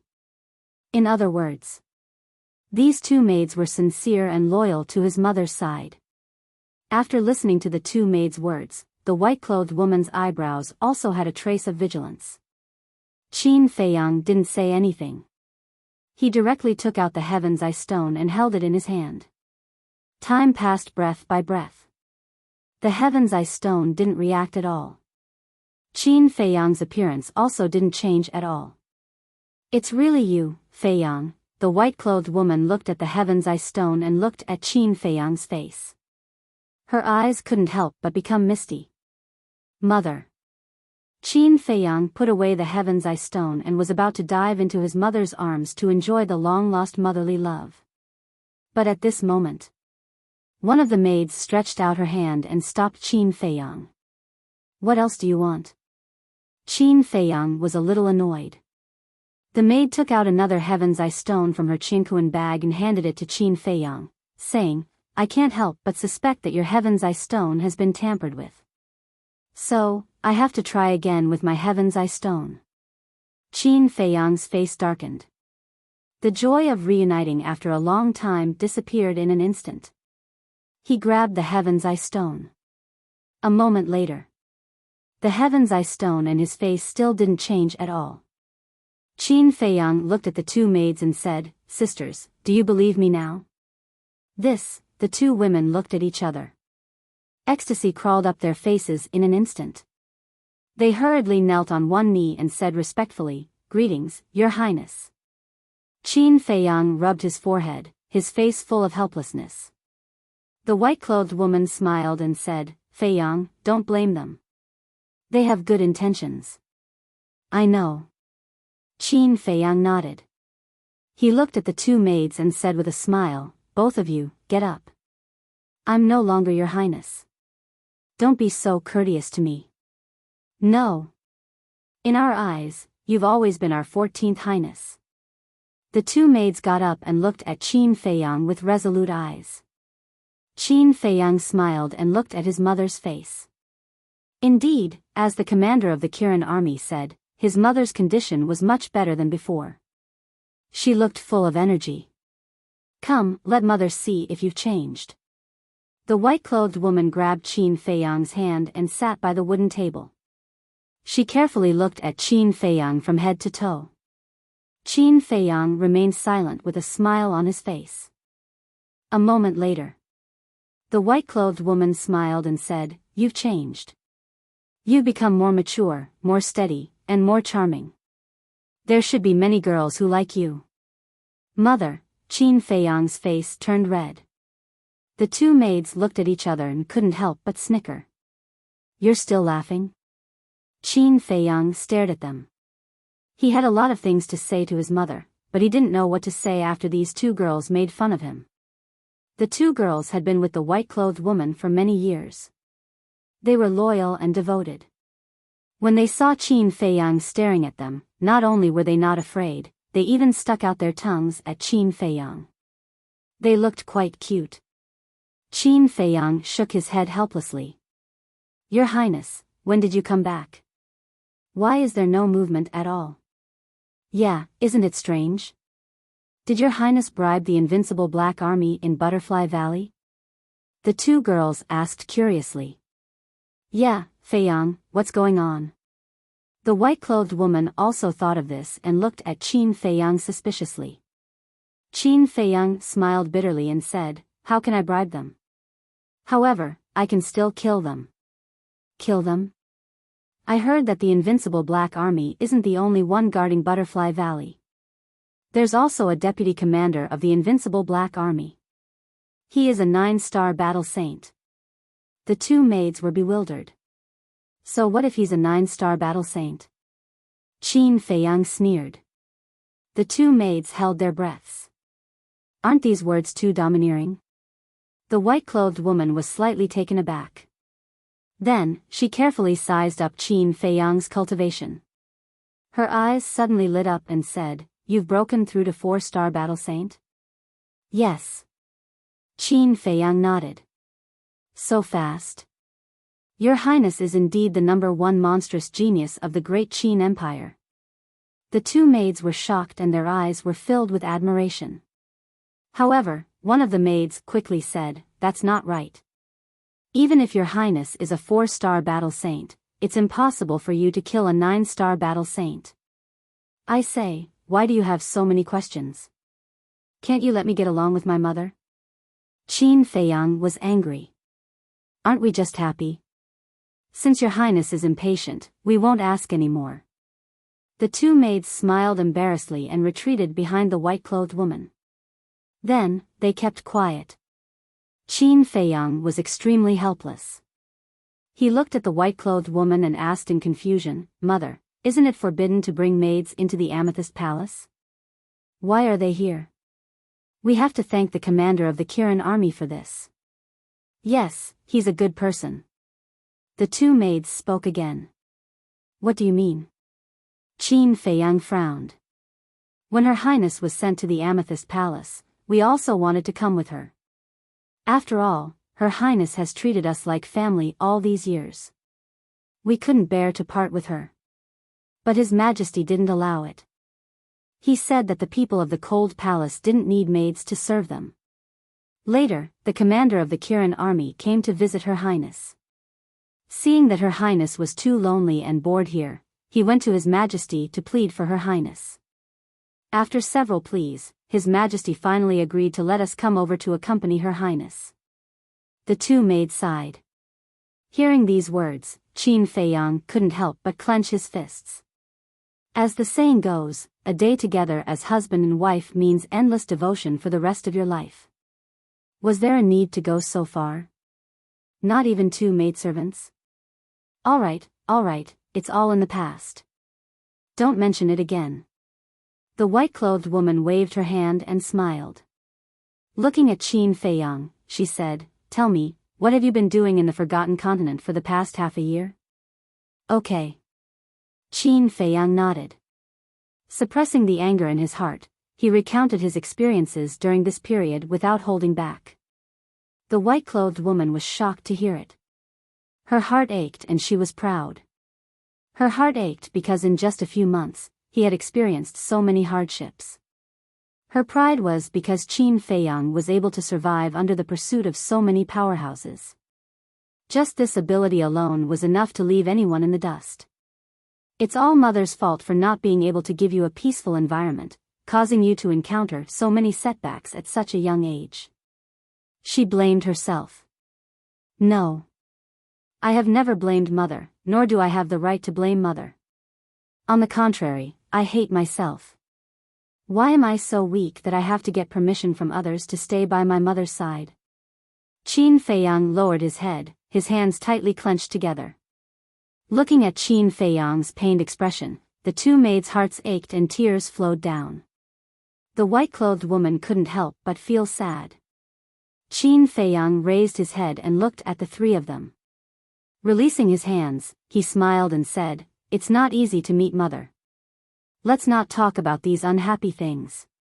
Yes, let's not talk about it. The white-clothed woman nodded, then looked at the two maids, pointed at the pastries on the table, and said with a smile, Go steam these pastries and let Feiyang have a taste. Pastries? At this time, Qin Feiyang noticed that there were all kinds of pastries on the table. He asked suspiciously, Mother, you're the only one here. Why did you make so many pastries?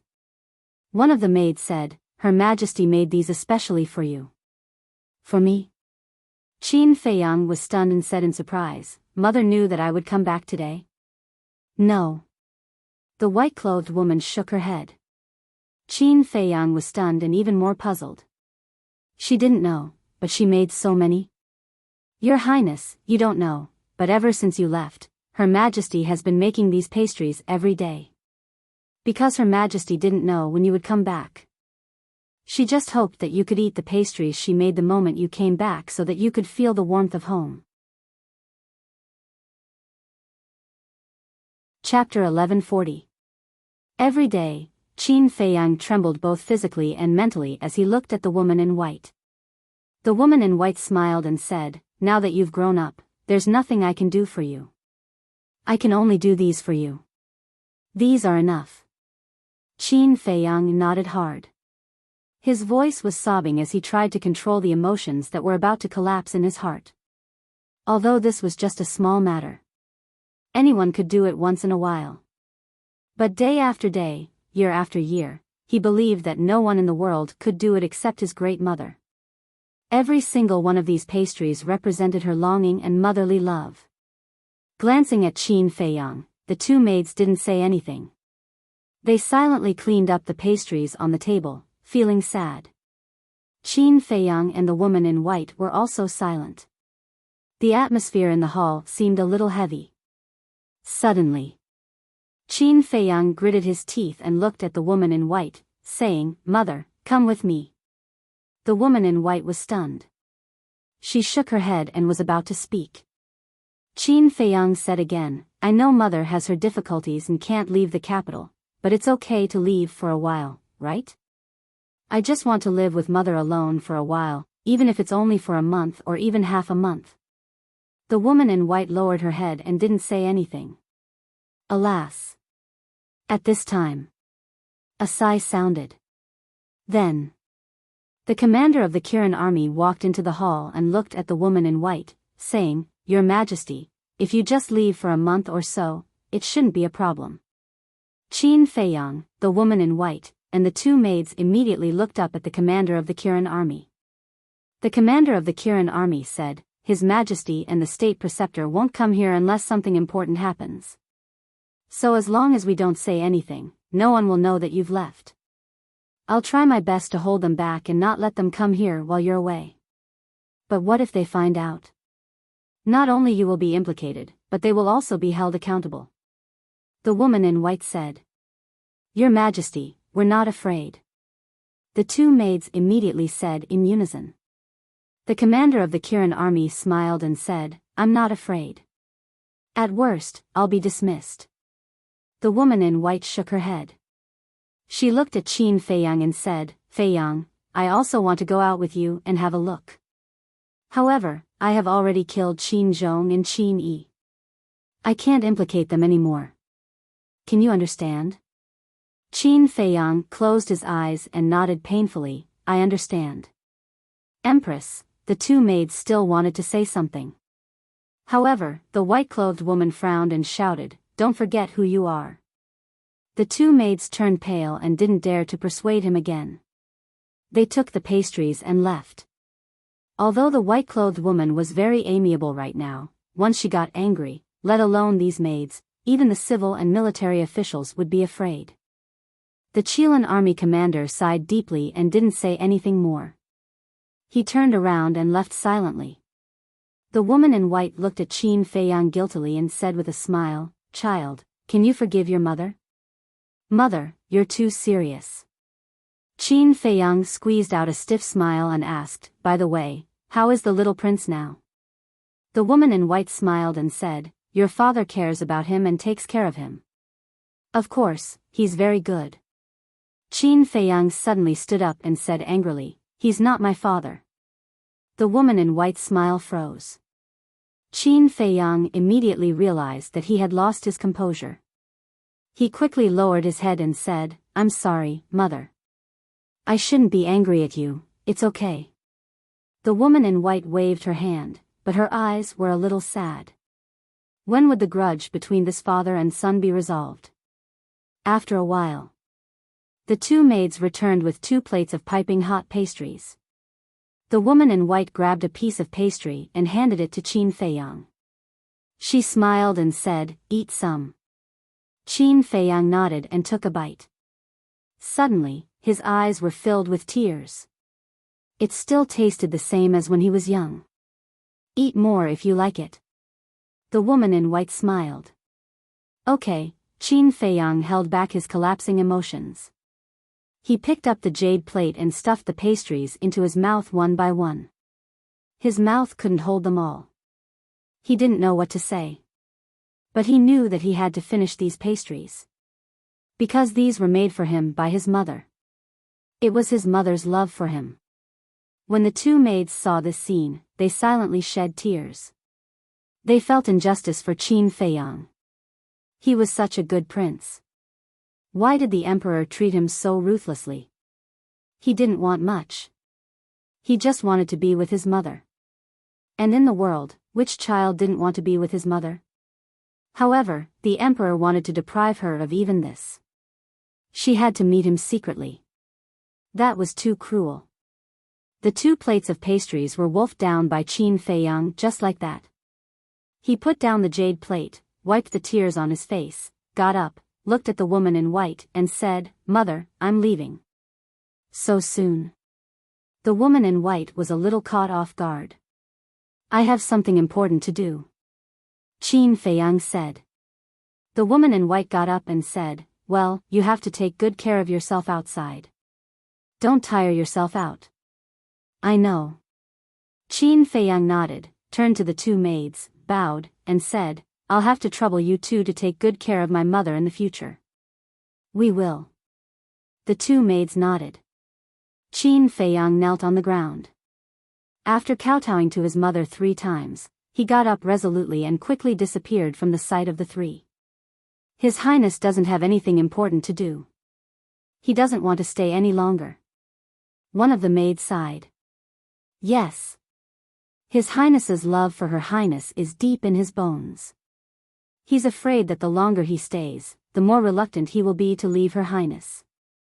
The other maid sighed in a low voice.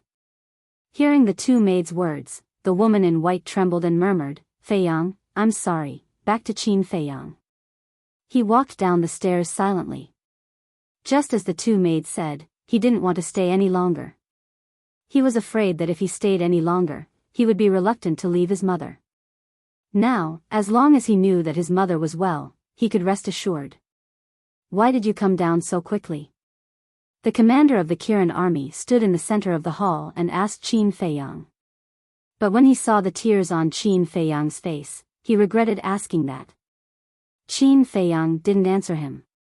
He said, "Help me keep an eye out.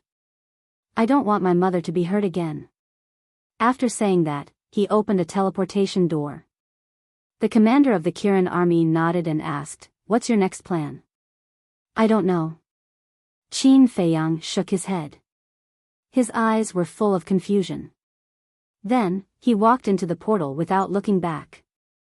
The next moment, he appeared beside the burly man, put on the armor of the invincible Black Army, and changed his appearance. Then, he said lightly, "Let's go." "Okay." The burly man nodded. About 100 breaths later, the 2 of them arrived in the sky above the Butterfly Valley again. Qin Feiyang took off his armor and looked down. The corpses of the invincible Black Army soldiers who died in the hands of Yan Wei were still there. However, Wang Hong was nowhere to be seen. He should have returned to the city. "Can you help me remove the slave seal now?" The burly man looked at Qin Feiyang's back and asked anxiously. Qin Feiyang didn't answer. With a thought, he erased the burly man's soul. The burly man didn't even have the chance to scream before he fell down. The world is so big. Where should I go now? Qin Feiyang looked at the sky and muttered to himself. Then, he stepped into the air and gradually disappeared into the vast sky. Now, he was completely lost. He didn't know what to do. He even doubted whether everything he had done and persevered for all these years had any meaning. Next, he was just like a walking corpse, walking aimlessly. He went to the city. He saw Luo Qinxue, Mermaid Princess, Lu Yun, Lin Yi, Yan Nanshan, Yin Yuanming. He visited everyone who was related to him one by one. He even visited his former opponents or some people who were not close to him, such as Huang San, who was a passerby in his life. However, he didn't show up, nor did he greet them. He hid his cultivation and disguised himself as a stranger. He stood in the crowd and looked at them from afar. He didn't know why he did this. He just felt empty in his heart. What did he want to fill? Next, he went to Yen City and Black Bear City. There were many acquaintances in these 2 places, such as Elder One of the Martial Arts Hall, the beautiful woman Ji Shui, and Li Ji. There was also the Ling family, which was Ling Yunfei's clansman. There was also the Jiang family, which was Jiang Zhengyi's clansman. He also went to see Luo Qingzhu's cousin, Jiang Wei. This person was an out-and-out playboy back then. However, after being taught a lesson by him, he restrained himself. After all these years, Jiang Wei's previous bad habits had been completely changed. He had become a good young man that everyone praised. His cultivation had also improved a lot. He was now a 9-star battle monarch. 9-star battle monarch was naturally incomparable to Qin Feiyang. However, in the entire Yan County, he was considered one of the best among the younger generation. However, Qin Feiyang still didn't greet anyone. He walked silently on the street like a loner. Finally, he returned to Iron Ox Town. Inside a simple and crude tea house, Qin Feiyang was wearing a set of shabby linen clothes. He was sitting by a window, drinking bitter tea while scanning the streets outside. Iron Ox Town hadn't changed much over the years. Most people were still very simple and amiable. However, due to Lin Chang's death, the former Lin family had long since fallen from grace and had declined significantly. The Zhao family was still there. The Zhao family was Zhao Shuang's family. However, the Zhao family wasn't like the Lin family. Under the leadership of Zhao Shuang's grandfather, the current Zhao family was several times stronger than before. Excluding the martial arts hall and Dan Hall, it was already the strongest overlord of Iron Ox Town. Zhao family, Zhao Shuang. If Zhao Shuang didn't die, perhaps the Zhao family today would be even stronger. Qin Feiyang whispered. Back then in the Swallow Pan mountain range, the scene of Feng Ling Air, Zhao Shuang, Ling Yunfei, Luo Qingzhu, and Jiang Jingyi being killed by Zuoan and the others was still vivid in his mind. If everyone didn't die, aside from Jiang Jingyi, with the talent of Luo Qingzhu and the others, they would probably be the same as Lin Yi, the pride of the state capital. Sigh, Qin Feiyang sighed, took out a few gold coins, put them on the table, got up, and left Iron Ox Town. In the end, he returned to the place where he had lived with Uncle Yuan for 5 years. Over the years, this place had already changed beyond recognition. Even the burned wooden building had been covered by vegetation. However, although everything no longer existed, and Uncle Yuan had left without a trace, Qin Feiyang's heart calmed down as soon as he came here. Although I was born in the imperial capital and my mother is also in the imperial capital, this is my home. Chapter 1141. After that, Qin Feiyang did not go anywhere else.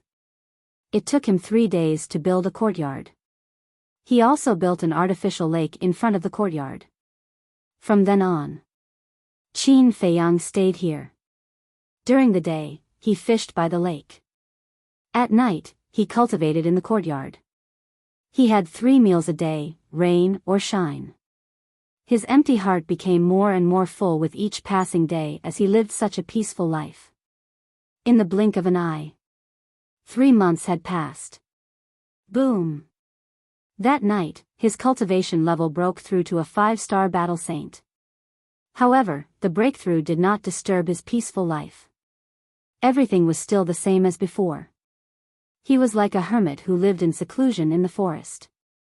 He did not pay attention to the outside world and lived an ordinary life.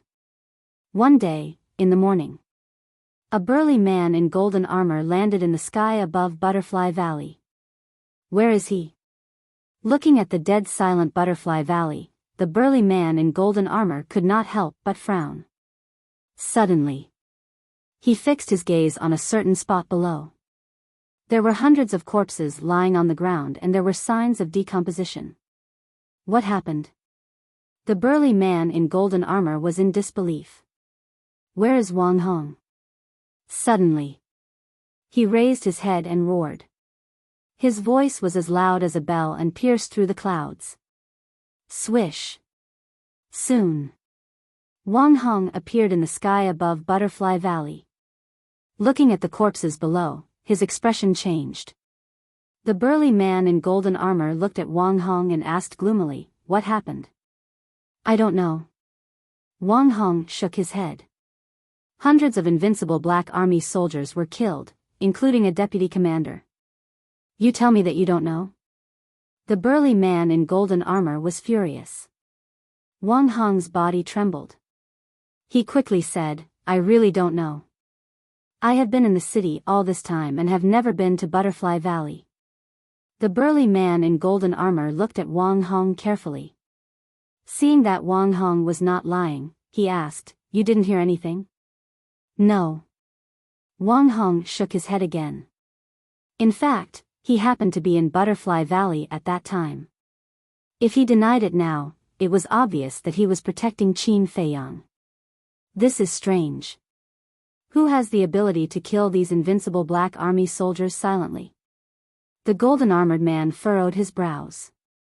Wang Hong nodded and said, "It is indeed very strange. The deputy commander is a 9-star battle saint. To be able to kill him silently, this person's strength should be, speaking of which."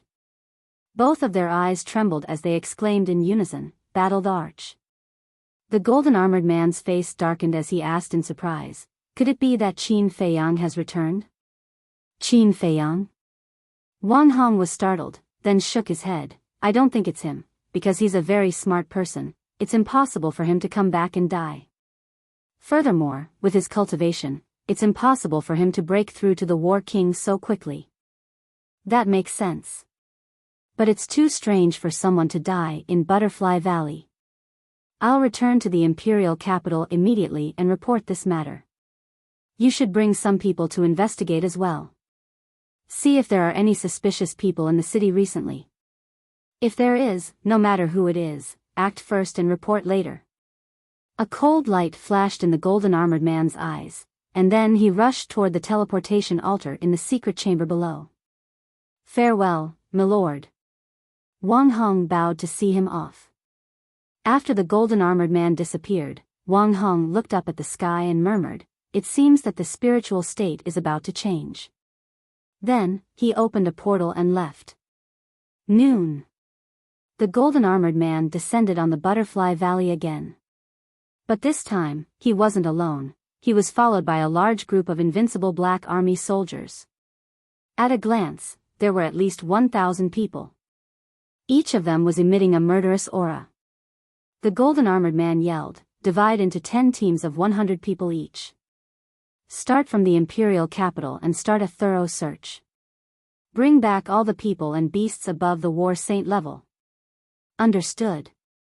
The invincible Black Army soldiers roared and scattered, disappearing in all directions like lightning. Meanwhile, in the godly palace of the imperial capital, in a certain alchemy room, a white-clothed young man sat cross-legged with his eyes closed, meditating. Dong! Suddenly, someone knocked on the door. The white-clothed young man opened his eyes and looked at the stone door. "Come in." The stone door opened, and a red-haired man in his 20s walked into the cultivation room. He cupped his hands and said, "Greetings, master." "What's the matter?" the white-clothed young man asked. The red-haired man said, "I just received news that the invincible Black Army soldiers guarding the Butterfly Valley were all killed, including the deputy commander." "What?" The white-clothed young man stood up with shock in his eyes. The red-haired man said, "Master, do you think he came back?" "You mean Qin Feiyang?" the white-clothed young man asked. "Those invincible Black Army soldiers are very powerful. No one in the spiritual state can kill them. Besides, who doesn't know the name of the invincible Black Army in the Empire of Great Qin? Ordinary people don't dare to touch them. Most importantly, this happened in the Butterfly Valley. So, only Qin Feiyang could do it." The red-haired man said. "That makes sense." The white-clothed young man nodded. "I also found out that the dead vice commander made a trip back to the imperial capital 3 months ago. Soon after, he left again." The red-haired man said. "He went back to the imperial capital." The white-clothed young man's eyes flashed as he asked, "How long has it been since the invincible Black Army soldiers died in the Butterfly Valley?" The red-haired man said, "I'm not sure. But I heard that the corpses were rotten. If I remember correctly, the weakest invincible Black Army soldiers guarding the Butterfly Valley was a 1-star battle saint. It would take at least 2 to 3 months for the corpses to rot. Based on this, the deputy commander should have died not long after he returned to the Butterfly Valley. It seems that the murderer is most likely Qin Feiyang. The white-clothed young man's eyes flashed. What should we do now? The red-haired man asked. The white-clothed young man waved his hand and said, "Don't worry about this. I will arrange it. You just need to investigate the movements of the emperor and the others." "Yes. Then, I will take my leave." The red-haired man bowed to the white-clothed young man and turned to leave the alchemy room. "Qin Feiyang, ever since your bloodline power reverted to its ancestral state, I have been waiting for you to come back. Now, you have finally come back. I really want to know what kind of expression you will have when you find out my other identity," the white-clothed young man murmured. Before he could finish his sentence, he disappeared without a trace. 1 day. 3 days. 5 days. In the blink of an eye, 5 days had passed. Thousands of invincible Black Army soldiers had entered the Yen and Pan counties. Because these two counties were under the jurisdiction of the spiritual state. The arrival of the invincible Black Army caused the people of these two counties to be in a constant state of panic. In the past, they didn't know what the invincible Black Army was. But over the years, the invincible Black Army had been stationed in the imperial capital. One person told 10, and 10 told 100, and everyone knew about it. Therefore, when a large number of invincible Black Army soldiers appeared, everyone was in danger. However, Qin Feiyang didn't know about all this, and he didn't want to know. But it didn't mean that he didn't expect it. In fact, he had expected all of this. Because even if Wang Hong didn't report it to the imperial capital, the people in the imperial capital would find out sooner or later. It was just a matter of time. However, even if he expected it, he wasn't worried at all. He would deal with whatever came his way. Some things couldn't be avoided even if you wanted to. The most important thing was that he didn't want to think about these problems now. He just wanted to settle down quietly for a while. Another few days passed. In the morning, as usual, Qin Feiyang woke up from his cultivation early in the morning and sat by the lake to fish quietly. The sun rose, and the golden sunlight spread over the lake. A gentle breeze blew from the mountain stream in the distance, and the lake sparkled. Everything was so quiet and peaceful. Boom! Suddenly, Qin Feiyang sensed from afar that dozens of powerful auras appeared in the sky above the Iron Bowl town. Each of these auras contained a terrifying saint aura. "They're here," he muttered to himself without any expression on his face. He didn't even look up in the direction of the Iron Bowl town. He kept looking at the floating on the lake. In fact, there were no fish in this lake at all. Because when he built this artificial lake, he didn't put any fish in. And he sat by the lake every day fishing, not really fishing, but cultivating his body and mind. In other words, he wasn't fishing for fish, but for mind. But he knew that he didn't have much time here. Because everyone in the Iron Bowl town knew that he used to live here, and the invincible Black Army would definitely not forget to search here. "You're really here." Suddenly, a hearty laugh sounded. This voice, Qin Feiyang frowned and looked up. He saw a young man in white appear out of thin air above the lake. Qin Feiyang couldn't be more familiar with that face. It was Lu Xingqian. Qin Feiyang asked suspiciously, "Why are you here? Why can't I be here?" Lu Xingqian asked back. He took a step forward and landed beside Qin Feiyang. "No. I mean, how did you get out of the imperial city?" Qin Feiyang said. "One had to know. From the imperial city to the spiritual state, one had to pass through the pagoda. And the pagoda was guarded by Elder Qin. Very few people in the world could sneak into the pagoda in front of Elder Qin." Lu Xingqian laughed. "Have you forgotten? My space divine item can move." Qin Feiyang shook his head and laughed. Needless to say, he had really overlooked this point. Indeed. With a space divine item that could move, entering the pagoda was a very simple matter. "Then why are you looking for me?"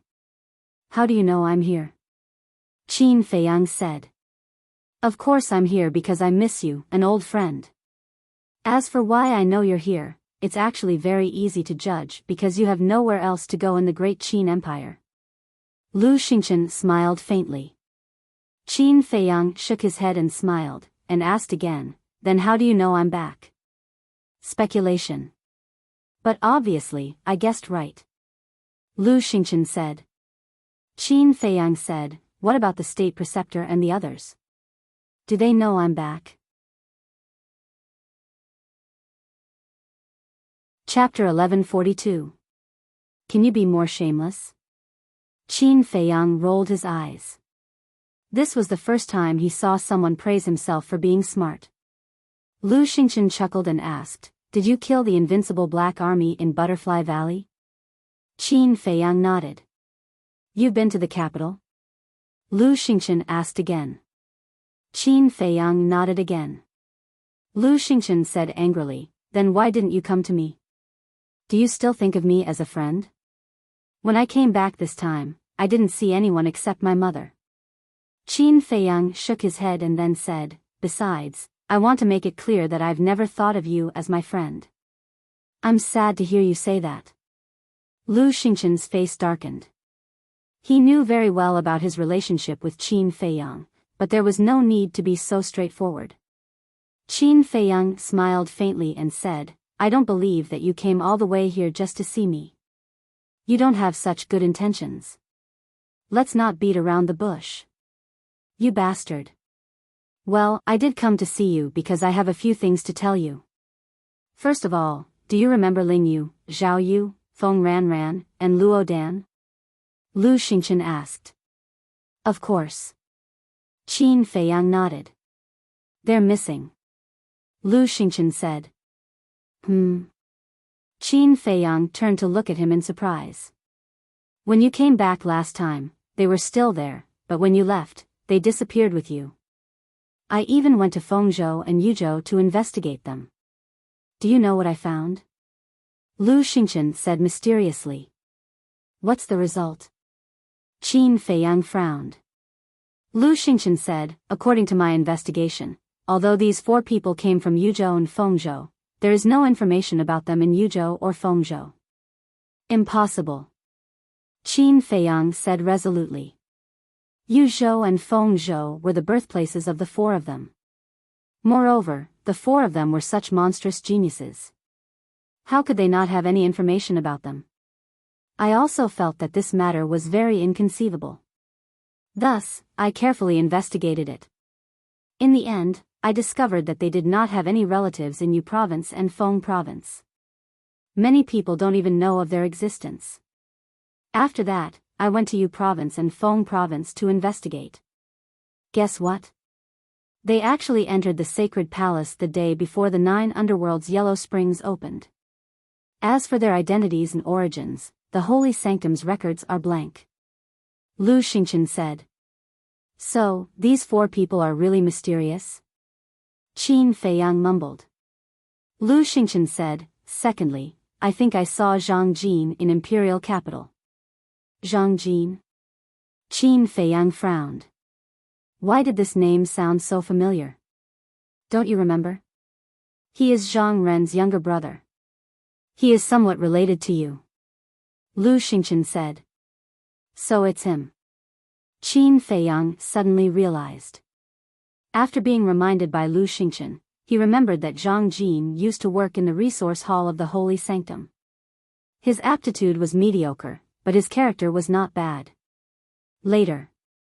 Because of Zhang Ren's death, Zhang Jin was thoroughly disappointed in the Holy Sanctum. He carried Zhang Ren's corpse and left the Holy Sanctum. Thinking of Zhang Jin, Qin Feiyang also recalled some past events. He turned to Lu Xingchen and sneered, do you have any thoughts about Zhang Ren's death? Lu Xingchen smiled bitterly. I still remember that during the temple's great gathering, Zhang Ren had already admitted defeat, but your family member, Lu Ziyuan, still killed him. And you, the representative of the inner sanctum at that time, a proud son of heaven, not only did not deal with it impartially, you even shielded Lu Ziyuan. If not for Zhang Ren's death, Zhang Jin would not have left the holy sanctum in a fit of anger. Qin Feiyang mocked. It's all because of the frivolity of the past. Can you not mention it again? I'm also very ashamed and regretful now. Lu Xingchen said bitterly. If you knew this would happen, why did you do it back then? Qin Feiyang shook his head and asked, now that you see Zhang Jin appear in the imperial capital, do you feel a little flustered? To be honest, I do feel a little. But for him to appear in the imperial capital, there is clearly a problem. After all, whether it is cultivation or talent, he is not qualified to step into the imperial capital. Lu Xingchen said. There is indeed a problem. Qin Feiyang nodded and said, let's talk about other things. Lu Xingchen nodded and was about to speak. Rumble. Crack. A loud noise suddenly came from Iron Ox Town. The two hurriedly raised their heads and looked in the direction of Iron Ox Town. Their eyes were filled with surprise. The loud noise was incessant, followed by a strong wave of battle. Lu Xingchen said in a low voice, do you feel it? It's the holy aura. Qin Feiyang nodded and said, it should be the invincible Black Army that is in trouble. But in this small Iron Ox Town, is there anyone who can fight against the invincible Black Army? Let's go and take a look. Qin Feiyang's eyes flashed. He decisively put down the fishing rod and rushed to the sky, flying towards Iron Ox Town. Lu Xingchen followed closely behind. Qin Feiyang suddenly turned his head and looked at Lu Xingchen. He did not notice before, but now he realized that Lu Xingchen's aura also carried a holy aura. 5-star battle saint. Finally. He saw Lu Xingchen's cultivation clearly, but even his jaw almost dropped. How did this person do it? One had to know. He had opened the door of potential and received the inheritance of his ancestor, causing his bloodline to revert to its ancestral state. That was why he could break through to 5-star battle saint so quickly. But Lu Xingchen actually caught up to him? This was too inconceivable. Lu Xingchen seemed to have noticed Qin Feiyang's surprise. He revealed his white teeth and smiled, didn't I tell you before? I was once a god of war. Qin Feiyang raised his eyebrows. Lu Xingchen had indeed said this before, but he did not take it to heart at that time. He thought that Lu Xingchen was just joking. But now, hearing this sentence again, he could not help but hesitate. Could it be true? Lu Xingchen pointed to the sky in front of them and said, don't think about it. Look at the sky above Iron Ox Town. It's very interesting. Qin Feiyang looked up suspiciously, and his eyes suddenly widened. Above Iron Ox Town, a white-clothed youth was crazily slaughtering a group of invincible Black Army soldiers. He was extremely powerful. But this was not the main point. The main point was that white-clothed youth looked exactly like him. He was practically another Qin Feiyang. Lu Xingchen asked suspiciously, Brother Qin, is he an impostor or are you an impostor? Or are you the one who arranged this? Qin Feiyang rolled his eyes at him and said in a deep voice, how could I arrange for someone to impersonate me? Who is this person? What's his purpose for impersonating me? That's amazing. The cultivation of those invincible Black Army soldiers were between 1-star and 4-star battle saints, but he could easily destroy them. And I can't see through his cultivation. Lu Xingchen said. Qin Feiyang said, judging from his aura, he should be a 6-star battle saint. There's actually a 6-star battle saint hidden in the spiritual state? Lu Xingchen was shocked. Not good. Suddenly, Qin Feiyang's expression changed. After such a terrifying battle, Iron Ox Town below would have been destroyed. He quickly looked down at Iron Ox Town. As expected, Iron Ox Town had long disappeared, leaving behind only ruins. And there was not a single living person in the ruins. Corpses were everywhere, and blood stained the ground. Damn it! Qin Feiyang cursed silently, and his speed suddenly increased. After a few breaths, He entered Iron Ox Town, landed on the broken streets, and walked all the way. Everywhere he passed, there were broken corpses and broken limbs, and the smell of blood was pungent. Why did they hurt these innocent people? Qin Feiyang gradually clenched his fists. Although he had only lived in Iron Ox Town for 5 years, he already had deep feelings for the people and things here. Moreover, most of the people living in Iron Ox Town were mortals who had no strength to truss a chicken. It was too much to not even let mortals go. In the end, he stopped in front of a dilapidated house. This was Zhao Shuanger's home. When he passed by this place on his way back, he took a few glances. Everyone had a simple smile on their faces. But now, everything was gone, and only ruins were left. Why? He walked in slowly, and corpses could be seen everywhere. Fresh blood flowed on the ground, still steaming. It was like hell, and it was a ghastly sight. Suddenly, he quickened his pace and walked to the front of an old man. The old man had white hair and was lying in a pool of blood. His body was pressed against a beam, and he was already dead. "Grandpa Zhao, I'm sorry, I'm late." Qin Feiyang squatted beside the old man, his face full of self-blame and guilt. The old man was Zhao Shuanger's grandfather. Ever since Ling Yunfei, Luo Qingzhu, Zhao Shuanger, and Feng Ling died, he did not take care of their families. For example, Ling Yunfei's mother, Lu Ji. For example, Luo Qingzhu's mother, Luo Qinxue, and Feng Ling grandfather. Although Feng Ling grandfather had died, he still remembered him in his heart. Only this old man, he had almost forgotten about him. In the past, he did not think much of it. But at this moment, when he looked at the old man's eyes and the bloody corpse, he could not help but feel regret in his heart. Why did he not think of this before? He only felt regret after losing it. Qin Feiyang slowly reached out his hand, closed the old man's eyes, and raised his head to look at the man in white and the invincible black army. "Today, none of you can leave." He suddenly roared and rushed to the sky with the billowing holy aura. Why is there Qin Feiyang here? The invincible black army, who was fighting with the man in white, had a trace of surprise in their eyes. At the same time, the man in white also looked at Qin Feiyang. He was not surprised at all. The corners of his mouth curled up slightly. Then, he turned around and flew away with lightning speed. Qin Feiyang waved his hand, and a red sword energy surged out. 40 sword energies soared into the sky, and the few remaining invincible black army were wiped out. Blood dyed the sky. Boom! Then, he pointed his index finger in the air, and a beam of battle energy blasted into the Iron Ox Town below. With a loud rumble, the entire Iron Ox Town collapsed into the ground and turned into a giant tomb. "I will bring his head back and bury it with you. Rest in peace," Qin Feiyang whispered.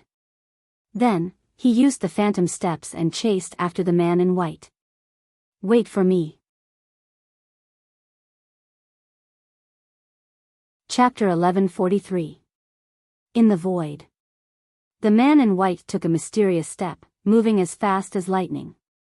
Although he seemed to be running for his life, if one looked carefully, they would find that there was not the slightest bit of panic on his face. Qin Feiyang followed closely behind. Lu Xingchen whispered, "Brother Qin, he is a 6-star battle saint. His cultivation is 1 realm higher than ours, and he has mastered a perfect auxiliary battle art. I'm afraid we won't be able to catch up to him." "So what if he's 1 realm higher?" Qin Feiyang smiled coldly, activated the concealment art, and disappeared without a trace. Lu Xingchen was surprised. What was this guy doing in the castle? Could it be that the castle could also move? He did not know that Qin Feiyang had already mastered a battle art that could make him invisible. He only thought that Qin Feiyang had gone to the castle. At the same time, sensing that Qin Feiyang's aura had disappeared, the man in white also stopped and turned his head to look behind him suspiciously. But just as he turned his head, he felt a pain in his lower abdomen. He suddenly looked down and his expression changed. He saw a battle aura, like a sharp arrow, entering his lower abdomen at lightning speed. Blood immediately flowed out. What's going on? The man in white was bewildered. Lu Xingchen was bewildered.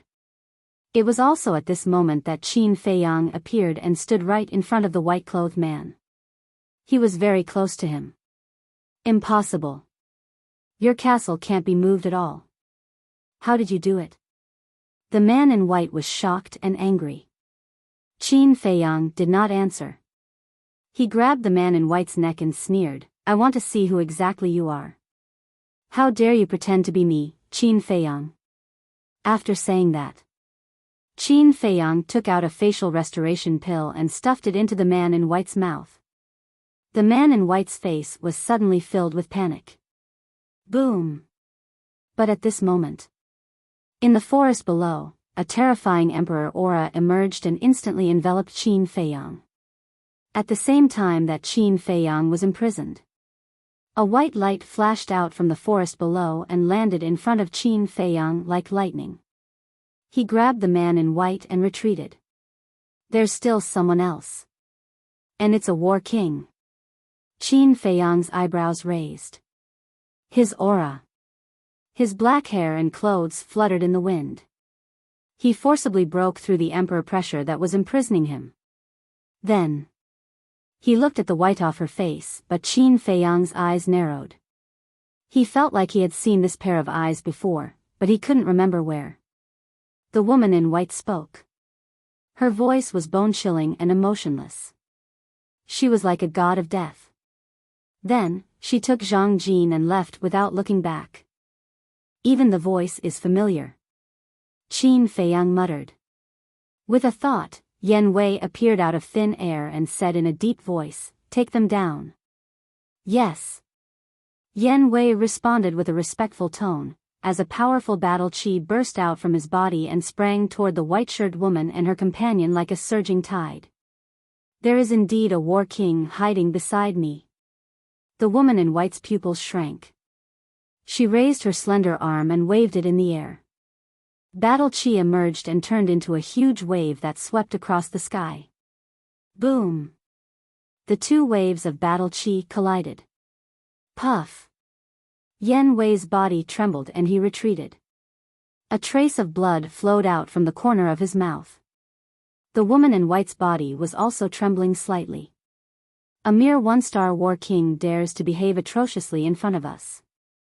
You really don't know what's good for you. Yan Wei's eyes turned cold. He executed the heavenly demon's 9 steps and charged towards the woman in white. The heavenly demon's 9 steps was not only a perfect support skill, it was also a perfect killing skill. In other words, this was a skill that was both offensive and defensive. With every step he took, his aura would increase tremendously. Even the air was trembling. At this moment, he was like a demon god descending to the world. His aura was extremely powerful. When he took the 4th step, both his speed and his aura had reached an unprecedented level. Boom! When he took the 5th step, he was like a god descending to the mortal world. He stepped on the woman in white's head. Immediately, a terrifying murderous aura enveloped the woman in white. Perfect battle skill. The woman in white's heart trembled. No matter what kind of battle skill it was a peak perfect battle skill. Boom! Whoosh! The woman in white waved her hand. Battle qi emerged and turned into a huge wave that surged forward. This battle skill. Qin Feiyang, who was not far away, looked at the huge wave that covered the sky and the earth. His brows were tightly knitted together. The battle skill that the woman in white used was only a superior battle skill. However, it gave him an inexplicable sense of familiarity. Boom! Yan Wei's aura shook the heavens and the earth. Looking at the huge wave, his eyes were extremely sharp. Immediately, he took the 6th step. Accompanied by a deafening loud sound, the huge wave instantly disintegrated. He was unstoppable. Puff! The woman in white spat out a mouthful of blood. However, her eyes became colder and colder. Water long sky. She let go of the man in white and roared. Her long hair danced wildly in the air. It was as if a female demon had appeared. Her murderous aura was monstrous. Boom! Battle chi poured out like a waterfall. Huge waves that covered the sky surged in the void above. It was as if this place had turned into a vast ocean. The destructive aura swept in all directions. Water long sky. This is the second move of the sunflower water art. Qin Feiyang's gaze trembled. The memories that had been sealed in his mind for a long time gushed out uncontrollably. How is this possible? It's actually her. His face was filled with disbelief. Humph. At the same time, Yen Wei snorted coldly. He simply and violently stomped his foot. This was the seventh step. Boom. This stomp was earth-shattering. The void distorted crazily as if it was about to crack. Several huge peaks nearby collapsed in an instant. Dust and smoke billowed and the rumbling was deafening. As for the huge wave, it was like a broken mirror. It cracked bit by bit until it finally disintegrated and dissipated between heaven and earth. Puff! The woman in white was sent flying. Blood gushed out of her mouth. Yen Wei also retreated a few steps. However, he only suffered a slight injury. After stabilizing his body, he immediately charged towards the woman in white. His aura was surging. Lu Xingqian's pupils contracted as he landed beside Qin Feiyang in a single step and said in a low voice, "This subordinate of yours is very strong." Qin Feiyang turned a deaf ear. His gaze was fixed on the woman in white. He said to Yen Wei, "I want her alive." Alive? Yen Wei was stunned. Looking at Qin Feiyang's expression, he wondered if this woman was an enemy of Qin Feiyang's in the past. Understood. He nodded slightly. His hand reached out and his battle chi turned into a huge wave that surged into the sky. Boom! In the blink of an eye, a huge hand that covered the sky appeared and grabbed towards the woman in white. "You're too naive if you want to capture me like this." The woman in white sneered. She waved her hands and waves of battle chi surged into the sky. Roar! In the blink of an eye, a water dragon that was hundreds of feet long appeared. Its ferocity was unparalleled. Qin Feiyang's eyes shone brightly. He mumbled, "This is the third move of the sunflower water art, water dragon breaking the sky." Sunflower water art? Lu Xingqian was stunned. His face was filled with surprise. He stared at the woman in white and mumbled, "The sunflower water art is not her battle art." Could she be? That's right. If it's not a coincidence, then she must be the woman we know. Qin Feiyang said. The water dragon roared in the sky and pounced towards the huge hand. The huge hand that Yen Wei condensed was just a normal attack. The water dragon breaking the sky that the woman in white used was a superior battle art. Yen Wei was naturally no match for her. With a boom, the huge hand was destroyed on the spot. However, at the same time that the huge hand was destroyed, Yen Wei took the 8th step of the 9 steps of the heavenly demon. His aura was close to that of a 5-star combat emperor. The water dragon immediately shattered into pieces and turned into bubbles. Stop struggling. When I take the 9th step, you will definitely die. Yen Wei looked down at the woman in white like a king. His divine aura was inviolable. Then come and try. The woman in white placed her hands in front of her chest and quickly formed a seal. A destructive aura spread out. Stubborn. Yen Wei's gaze turned cold and he suddenly took the 9th step. His aura broke through the barrier and charged towards a 5-star combat emperor. The power of the 9 steps of the heavenly demon had been unleashed to the extreme. However, just as the woman in white was about to lose her life under his feet, she suddenly raised her head and a strong murderous intent burst out from her eyes. At the same time, A palm-sized mystic ice seal appeared between her hands and cold air billowed. The first style of the frost arts, ice seal. Although she shouted, the mystic ice seal broke through the air and swept into Yan Wei's feet. Yan Wei's expression changed immediately.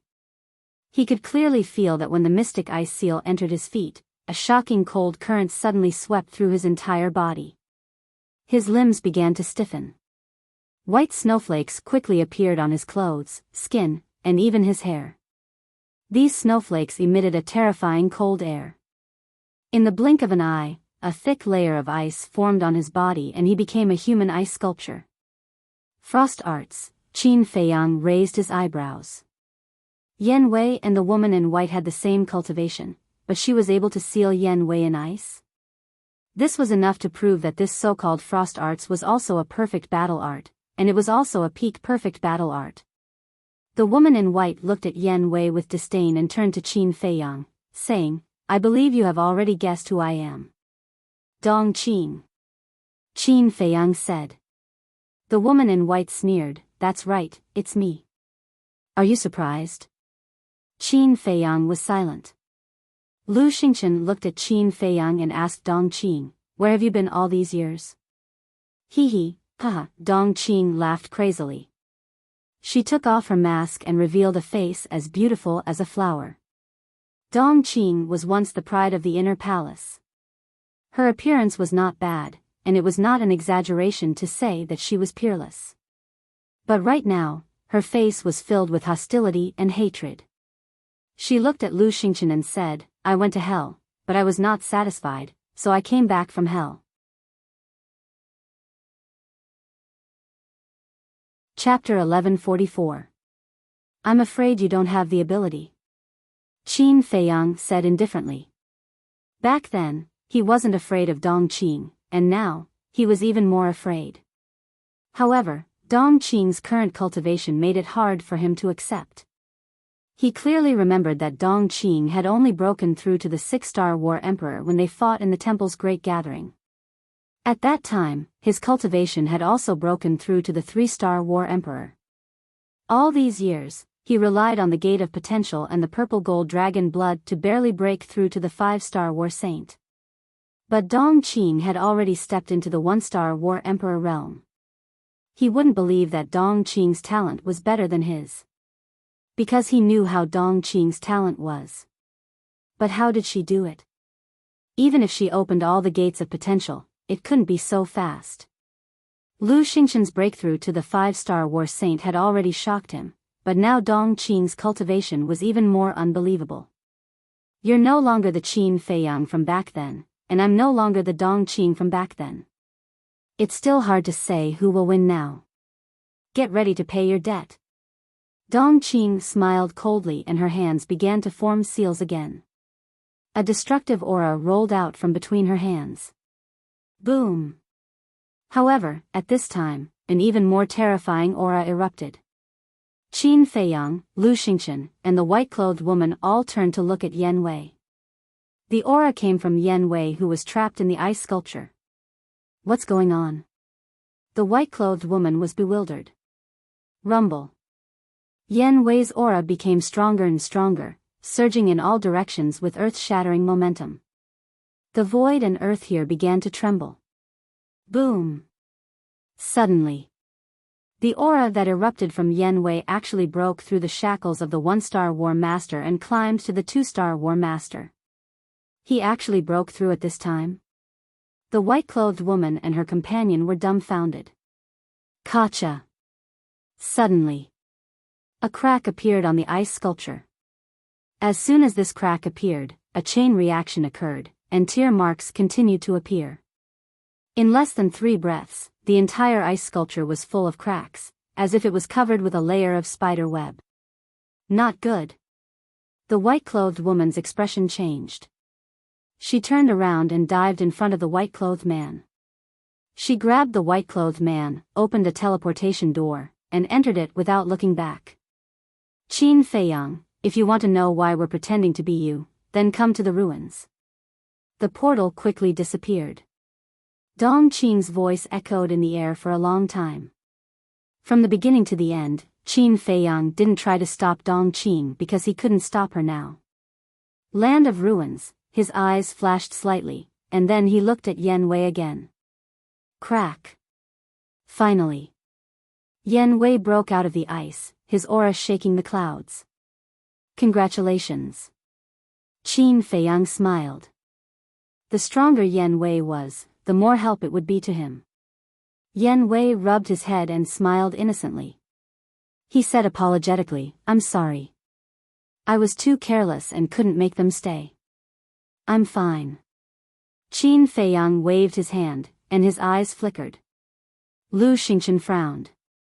"Brother Qin, why did Dong Qing ask you to go to the ruins? What kind of place is the ruins?" Yen Wei didn't understand. Qin Feiyang said, "The ruins is a place where not even a blade of grass grows. It's also a place of no return." A place of no return. Yen Wei's eyes trembled, and he said in surprise, "Isn't that a place of death?" Qin Feiyang nodded.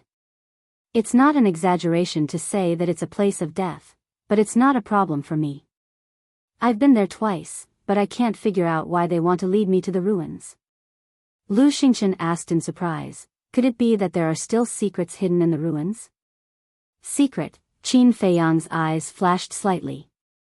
"No matter what the secret is, I have to go and see it." "No." Dong Qing and the others clearly came prepared. "If you go now, won't you fall into their trap? I think it's better to take the long view," Lu Xingchen advised. "We can't guess what their purpose is. Only by going to the ruins can we find out the truth. As for you, there's no need to take the risk with me. Go back to the imperial capital to avoid being discovered and arousing suspicion." Qin Feiyang looked at Lu Xingchen and said. Lu Xingchen pondered for a moment and nodded with a smile. "Well, take care of yourself. When you come to the imperial capital next time, remember to come and find me. Let's go to the Fragrant Moon brothel for a few drinks." Qin Feiyang nodded. "Goodbye." Lu Xingchen cupped his hands and said. Then he nodded and smiled at Yen Wei. He opened the portal and walked in. After Lu Xingchen left, Yen Wei whispered. "This Lu Xingchen is not simple. You'd better be careful." Qin Feiyang was surprised and asked curiously. "How is he not simple?" Yen Wei shook his head. "I can't say. It's just a feeling. Every time I look at him, I always feel like he's covered with a veil. He's unfathomable." "You're right. Although I've known him for many years, I still can't see through him.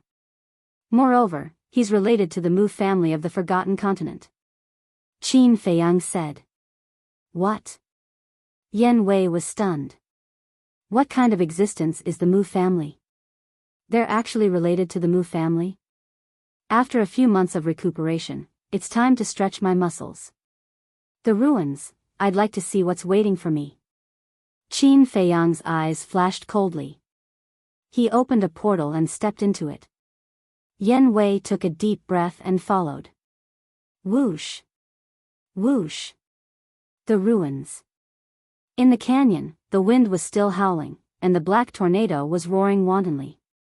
The iron chain bridge above the canyon was rusty and swaying in the wind. No one knew how long it had been there. Whoosh! As soon as Qin Feiyang appeared, he glanced at the iron chain bridge. He saw a man and a woman standing on the opposite side of the iron chain bridge. It was Dong Qing. "They've already gone over," Yen Wei whispered. He looked at the storm in the canyon and frowned. That black storm actually gave him a great sense of danger. "Go down." Qin Feiyang waved his hand and landed on the bridge. Then, without any hesitation, he stepped on the iron chain bridge. Yen Wei followed closely behind him, not daring to be the least bit distracted. The wind was howling, and the iron chain bridge kept swaying. It was like the sound of the Grim Reaper. Yen Wei looked down and frowned. "What's under the canyon?" "Everything. People, beasts, jungles, glaciers, deserts, seas of fire, and so on. It's like an underground world. Qin Feiyang said. Yan Wei was surprised. It can't be. Even I don't dare to touch these black tornadoes. How did they survive? Qin Feiyang said, there's no storm under the canyon. I see. Yan Wei nodded. After a while, the two walked to the middle of the iron chain bridge. Standing there, they could clearly see Dong Qing and Yan Wei. The two stood side by side on the opposite side, looking at Qin Feiyang and Yan Wei with cold eyes. Suddenly, Dong Qing waved her hand, and a red sword appeared out of thin air. Yan Wei was stunned and quickly shouted, "What do you want to do?" "Send you to hell." Dong Qing smiled coldly. She grabbed the red sword and slashed at the iron chain. Damn it. Yan Wei's face changed greatly. Don't panic. Although this iron chain bridge is rusty, it's very strong. Not to mention ordinary sharp weapons, I'm afraid even a sacred weapon may not be able to cut it. Qin Feiyang said. Hearing this, Yan Wei couldn't help but breathe a sigh of relief. But as soon as he finished speaking, Dong Qing's sword slashed at the iron chain, and a loud clanging sound rang out. Sparks flew in all directions, and the iron chain was actually cut apart. What? Qin Feiyang turned pale with fright. What level of sword was that? It was so sharp. But there was no time to look carefully. The iron chain broke, and the iron chain bridge shook violently. Qin Feiyang and Yan Wei, who were standing on the bridge, suddenly lost their balance. However, the two of them were quick with their hands and quickly grabbed the other side of the iron chain to stabilize their bodies. How is it? Are you desperate now? Dong Qing grabbed the sword and looked at Qin Feiyang with sarcasm in her eyes. Desperate? Even if you cut off all the iron chains, you won't be a threat to me. Qin Feiyang's face was full of disdain. Then let's have a try. Dong Qing's eyes flashed. She raised the sword in her hand and slashed down with all her strength. Clang! In a burst of fire, all the iron chains were broken in an instant. The iron chain bridge immediately descended towards the canyon below, and the gravity that permeated the air above the canyon immediately surged towards the two of them. His life was hanging by a thread. Yan Wei couldn't help but panic. Grab me! Qin Feiyang shouted without looking back. He was calm and steady. Yan Wei quivered and immediately reached out to grab Qin Feiyang's shoulder. At the same time, Qin Feiyang's mind moved, and a rib appeared. When the originally dim rib bone came into contact with the surging gravity, it immediately blossomed with resplendent divine light. In an instant, the gravity disappeared. The black hurricane was also isolated by the divine light. Qin Feiyang and Yan Wei stood in the sky above the canyon. The divine bone shone brightly like a full moon, shining in all directions. Dong Qing frowned. But suddenly, she smiled again and gave Qin Feiyang a thumbs up from afar. She said, "Impressive. It seems like this is what you rely on to enter the ruins repeatedly. However, the real show is yet to come. If you have the ability, continue to chase after me." After that, she waved her hand and took the man in white to the depths of the ruins like lightning. The real show? Don't let me down. Qin Feiyang muttered to himself and shouted, "Let's go." Yan Wei nodded and swept up Qin Feiyang. They turned into a ray of light and flew to the other side. This woman must be brewing some conspiracy. We must be careful. In front of absolute strength, no matter what conspiracy, it is like withered branches and withered leaves. It will be annihilated with a snap of the fingers. Qin Feiyang said. Yan Wei had already broken through to a 2-star combat emperor. In addition, he had 2 perfect battle arts. It was more than enough to deal with Dong Qing. As for the red battle sword in Dong Qing's hand, even if it was a divine weapon, he was not afraid. Because he also had a divine weapon. This divine weapon was Chang Shui. Chapter 1145. Entering the ruins, Qin Feiyang put away the ribs and looked back at the canyon. Without the iron chain bridge, the ruins would become a real cage in the future. No one would be able to enter, and no one would be able to leave. However, since Dong Qing dared to cut off the iron chain bridge, she should have some confidence. But what was her confidence? Was it the battle sword in her hand? Whoosh! The two moved as fast as lightning. Soon, Qin Feiyang saw a village. Qin Feiyang had a deep impression of this village. Because when he first entered the ruins, he came here and gave the villagers a lot of food. One of the children, in order to thank him, gave him a bamboo tube. However, the water in the bamboo tube was poisonous. But at that time, Qin Feiyang did not pursue it. Because he couldn't bear it. But at this moment, corpses were everywhere. Blood flowed on the ground, soaking the mountains and rivers. What's going on? Yan Wei was surprised. Qin Feiyang walked to a corpse, looked at it seriously, and said in a deep voice, "It died not long ago. It should be killed by Dong Qing. Why did they do that? What's the benefit of killing these innocent people?" Yan Wei said angrily. "I don't know. However, for these people, death may be the best relief." Qin Feiyang sighed. At that time, if it weren't for the old man's permission, he would have destroyed this place full of darkness and cruelty.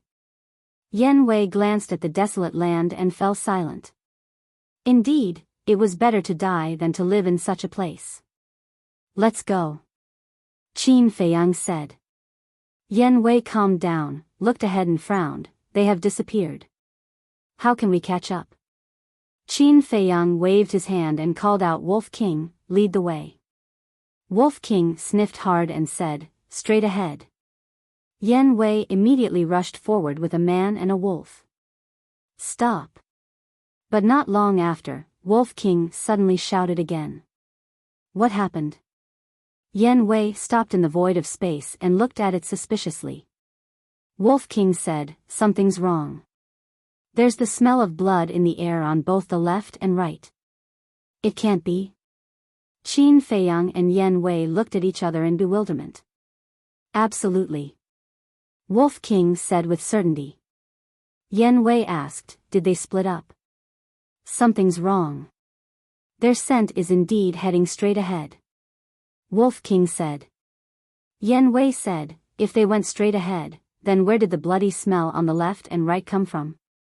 "I don't understand either." Wolf King shook his head. Qin Feiyang's eyes flashed. He looked at Yan Wei and said, "Let's split up and take a look. We'll meet here later." "Okay." Yan Wei nodded, turned around, and quickly disappeared to the left. Qin Feiyang and Wolf King rushed to the right. 100 breaths later, another village came into the sight of a man and a wolf, but the ground was also full of floating corpses, and the ground was dyed dark red. The strong smell of blood was nauseating. Wolf King ran to a corpse, only to see a fatal wound on the throat of the corpse. But the blood had solidified. Obviously, the corpse had been dead for a long time. It looked up at the other corpses and found at the time of death and the fatal wound were exactly the same as the corpse in front of it. How could this be? Wolf King muttered to himself and returned to Qin Feiyang's side, saying, "These people's faces are twisted and ferocious, and there's still fear in their eyes before they died. They should have seen something terrible when they were alive, and have been dead for a long time. It shouldn't be Dong Qing's doing. If it's not Dong Qing, who could it be?" Qin Feiyang's brows were tightly knitted. "I've carefully smelled the residual smell here, but the smell of blood here is too strong, and I can't catch the scent of the murderer. But there's still a smell of blood in the air ahead," Wolf King said in a deep voice. "Lead the way," Qin Feiyang said. Wolf King immediately ran forward.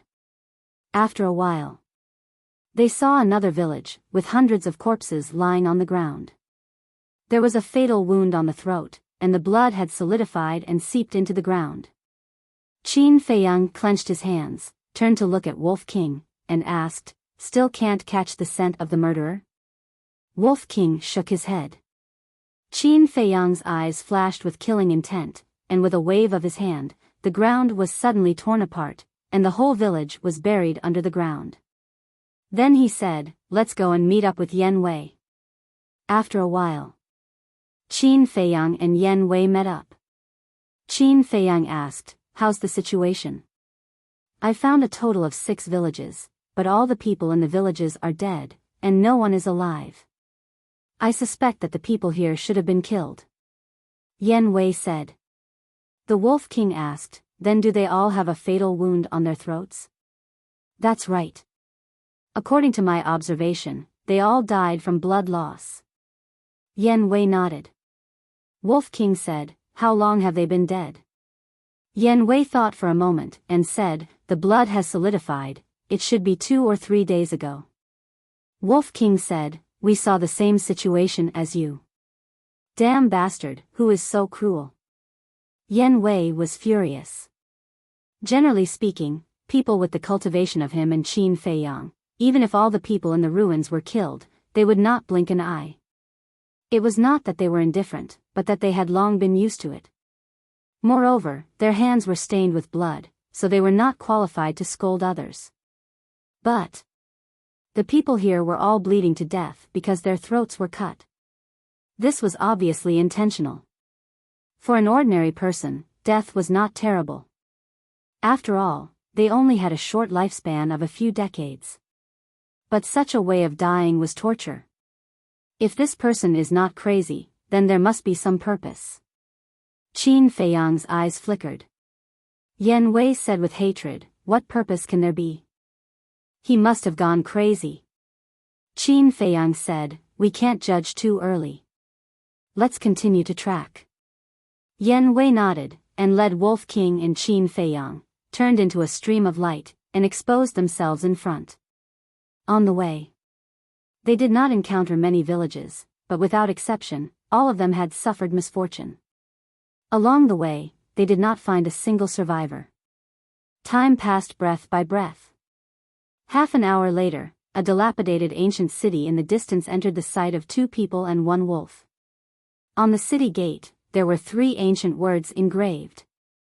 "Wohu City." Wolf King said, "We're back again." "Yes." Qin Feiyang nodded. When they first came to the ruins, they also came to Wohu City and made a big scene in the city. But now Wohu City was even more dilapidated than before. As far as the eye could see, the city walls were full of holes. The buildings in the city were also dilapidated. Coupled with the dim sky, from afar, it looked like a gloomy ghost city. There was no one guarding the city gate, and it looked incomparably deserted. I really didn't expect that such a backward place would exist in the prosperous and glorious Great Qin Empire. Yan Wei took a deep look, turned to Qin Feiyang, and asked, "How long has this place existed?" According to the ancient records, the ruins already existed at the beginning of the Great Qin Empire. So the ruins should be left behind by the previous dynasty, Heavenly Sun Empire. It has been at least 10,000 years since then. Qin Feiyang said. "So long?" Yan Wei frowned, and said, "The people living here are really pitiful." "Not necessarily. Many people here used to be subjects of the 9 states and 18 counties, but because they committed many evil deeds, they were hunted down and had nowhere to go, so they fled here. Only those who were born here are really pitiful," Wolf King said. Yan Wei looked at Qin Feiyang, and said, "I really don't understand why the emperors of the Great Qin Empire would allow such a place to exist for so many years. I used to be very puzzled, but when I met a person, I realized that there were many powerful saint beasts sealed here. Unless it was a last resort, the ruins should not be destroyed," Qin Feiyang said. This person was naturally referring to Renduxing. "Who is it?" Yan Wei said. Qin Feiyang said with a smile, "It's a long story. We might meet him this time. When we meet, I'll introduce him to you." "Okay." Yan Wei nodded. While talking, the two men and one wolf were getting closer and closer to Wuxia City. Suddenly, Wolf King's pupils shrank, and he exclaimed, "There's the smell of blood." The smell of blood. Could it be that the people of Wuxia City have also met with misfortune? Qin Feiyang and Yan Wei looked at each other and immediately sped up. What a strong smell of blood. The closer they got, the heavier Wolf King's gaze became. Qin Feiyang and Yan Wei also smelled the smell of blood. More than 10 breaths later, they finally landed on the city wall and scanned the scene in the city. Their eyes were filled with shock. The entire Wuxia City was littered with corpses. There was not a single person. Blood flowed on the ground like a stream. The bloody scene was like an azure hell. It was terrifying. Yan Wei said, "The blood hasn't coagulated yet. It should be Dong Qing's doing." Why?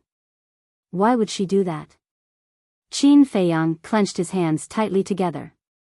Wolf King's eyes suddenly trembled, and he said in surprise, "No, didn't you notice a very serious problem?" "What problem?" The two looked at her in surprise. Old Yen is now a 2-star battle ancestor, one small realm higher than Dong Qing. And although Dong Qing has mastered a perfect auxiliary battle art, Old Yen is also using the Demon 9 steps to bring us along. Moreover, it will take her time to kill these people. Logically speaking, we should have caught up with her long ago. But until now, we haven't even seen her shadow. Wolf King said. That's right. Qin Feiyang and Yan Wei suddenly came to a realization. What was going on? Yan Wei seemed to have thought of something. His body trembled slightly, and he said, "Could it be that she has mastered a divine art?" Divine art. Qin Feiyang and Wolf King's eyes narrowed. Wolf King shook his head and said, "It shouldn't be. The divine art is not a cabbage. How could she have it? I would rather believe that she had hidden her cultivation before. It seems that we can't underestimate this woman." Qin Feiyang's face was gloomy. Chapter 1146. Let's go. Wolf King shouted. Today, no matter what, they must find Dong Qing and get rid of her. Otherwise, there would be endless trouble. On the following journey, the two men and one wolf did not delay at all. Even if they encountered towns and villages that were massacred, they did not stop at all. At noon, they finally arrived at the royal city in the land of ruins. However, the originally bustling royal city was dead silent at this moment. Millions of corpses were lying in the city. Blood dyed the land within a radius of hundreds of miles. In the void, a bloody mist filled the air, and the smell of blood was pungent. And the way they died was the same as the people in other places, their throats were cut. Those pairs of eyes were wide open, full of fear and despair. "You animals, get out of here!" Yan Wei roared. There were many people who had died in his hands, but he had never tortured anyone like Dong Qing. Qin Feiyang and Wolf King's eyes were gloomy to the extreme. They stood at a commanding height and had a panoramic view of the entire royal city, but except for the corpses on the ground, they did not see anyone else. There was no trace of Dong Qing and the man in white. Qin Feiyang looked down at Wolf King and asked, "Are you sure they came to the royal city?" "I'm sure." Wolf King nodded. Qin Feiyang glanced at the royal city and said gloomily, "Then they must be hiding somewhere." While speaking, with a thought, Lu Hong and the others appeared one after another. Looking at the bloody purgatory-like scene in front of them, everyone's face could not help but turn pale. Qin Feiyang shouted, "Find them, even if you turn the land of ruins upside down, find them for me." Understood. Lu Hong nodded. Everyone immediately scattered in all directions. But suddenly, Qin Feiyang seemed to have thought of something and hurriedly said, "Wait." "What?" Everyone stopped and looked back at him suspiciously. "Dong Qing hates me to the bone. If she is really hiding in the dark, she will definitely not let you go." Viper and Dan Wangkai stay here, the rest go to the castle. Qin Feiyang said. All right. Lu Hong, Fatso, and the double-winged snow eagle looked at each other and returned to Qin Feiyang helplessly. Although they all wanted to help, they had no choice. Qin Feiyang was telling the truth. Once they split up and were ambushed by Dong Qin, given their cultivation bases, they would be dead for sure. Death was not a big deal. What worried him the most was that Dong Qin would use them to threaten Qin Feiyang instead of killing them. In this way, they wouldn't be helping Qin Feiyang, they would be dragging him down. Qin Feiyang waved his hand and sent everyone to the castle. Then, he looked at Yen Wei, Dan Wangkai, and Viper and reminded them, be careful. Then, he raised his arm and pointed his index finger in the air. Battle chi gushed out and condensed into Dong Qin's illusory figure. Because Dan Wangkai and Viper had been in the castle, they did not know what Dong Qin looked like. After remembering Dong Qin's appearance, Dan Wangkai and Viper and Yen Wei turned around and each went in a direction, starting a carpet search. Yen Wei did not say anything. A 2-star combat emperor was enough to protect himself. Dan Wangkai was now a 1-star combat emperor, so protecting himself was not a problem. As for Viper, although he was still a 9-star combat saint, he had mastered all kinds of perfect occupation forbidden techniques. It was no exaggeration to say that he had the ability to kill a 1-star combat emperor.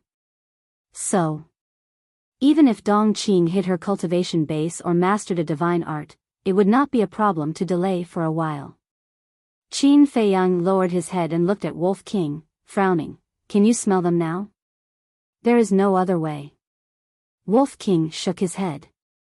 This place was full of the smell of blood. Even if Dong Qin stood behind it, it would not be able to smell Dong Qin. Let's go look for them too. Qin Feiyang said in a deep voice. Time passed by bit. About an hour later, Qin Feiyang and Wolf King returned to the center of Monarch City. But Yen Wei and the other two had not returned yet. They waited quietly.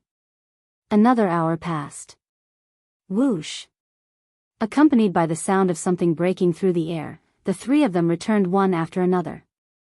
How is it? Qin Feiyang asked. I didn't find anything. Yen Wei shook his head. Me too. Dan Wangkai said. Same. Viper followed. Wolf King immediately flew into a rage and roared, I don't believe that they will disappear from the face of the earth.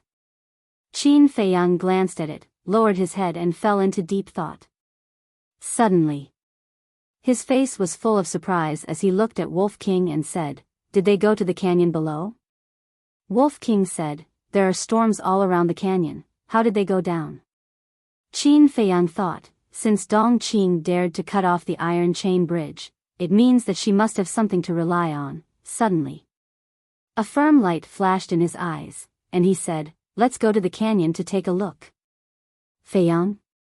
Why are you here? However, just as Qin Feiyang and the others were about to leave for the canyon, a strange voice sounded in the sky. Who is it? Yen Wei and the other two immediately looked up, looking extremely vigilant. This voice, Qin Feiyang and Wolf King were stunned, and a trace of joy climbed up their faces as they quickly looked up. Immediately, they saw a middle-aged man standing in the sky. The middle-aged man was about 1.8 meters tall, neither fat nor thin, wearing a black robe, and his face was weather-beaten. White hair could be clearly seen on his temples, full of vicissitudes of life. And the most eye-catching thing was between the middle-aged man's eyebrows. There was a crescent-shaped mark between his eyebrows. Uncle Ren. Qin Feiyang affectionately called out. That's right. This man was Ren Wushuang's father, Ren Duxing. Swish.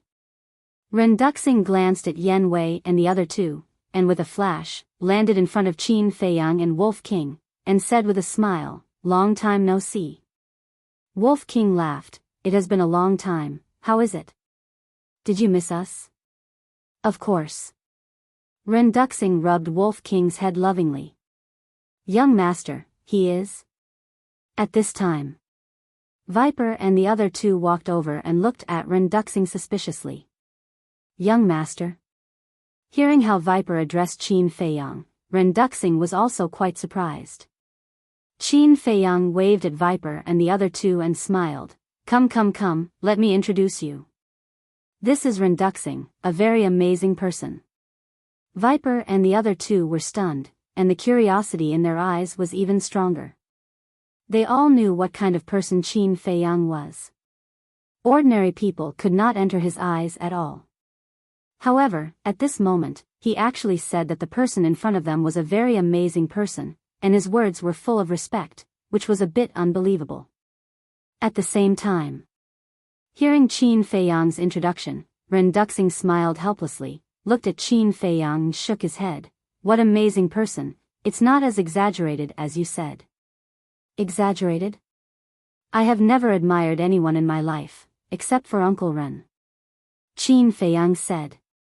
The more you say, the more ridiculous it is. Ren Duxing rolled his eyes and said, Aren't you going to introduce them? Qin Feiyang patted his head and smiled. Look at my brain, I forgot when I was happy. Uncle Ren, they are all friends I made in Forgotten Continent. Nice to meet you three.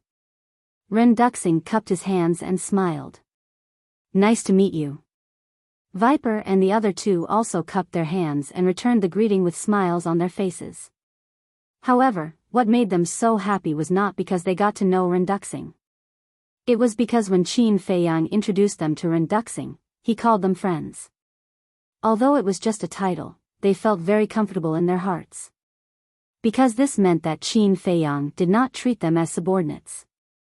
After a simple greeting, Ren Duxing frowned and glanced at the corpses in Royal City.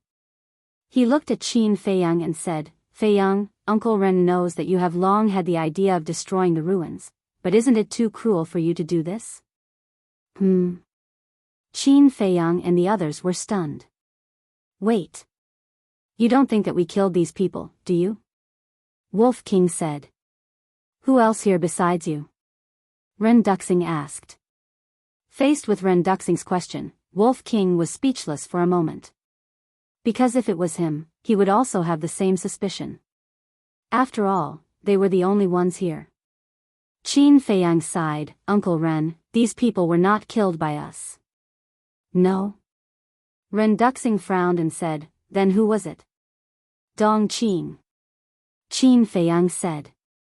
Dong Qin? Ren Duxing was slightly stunned and said in surprise, Are you talking about the little girl of the Dong family? That's her. Qin Feiyang nodded. How is this possible? Although I left the city a long time ago, I have seen her when she was a child. With my understanding of her, it should be impossible for her to do such a thing. Ren Duxing found it a little hard to accept. People change. In short, now she has lost her mind. Qin Feiyang's eyes flashed with killing intent. Seeing that Qin Feiyang did not show any sign of lying, Ren Duxing's face darkened slightly and asked, What the hell is going on? Quick, tell me the details.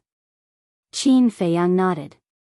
He told her everything that had happened in Iron Bull Town and the ruins. After listening, Ren Duxing sighed incessantly. He shook his head and sighed, I really didn't expect that the innocent and lively little girl back then would actually turn into such a person. It's really as the saying goes, the affairs of the world are unpredictable. After saying that, Ren Duxing asked again, what about the old man and Schwanger? Are they all right now?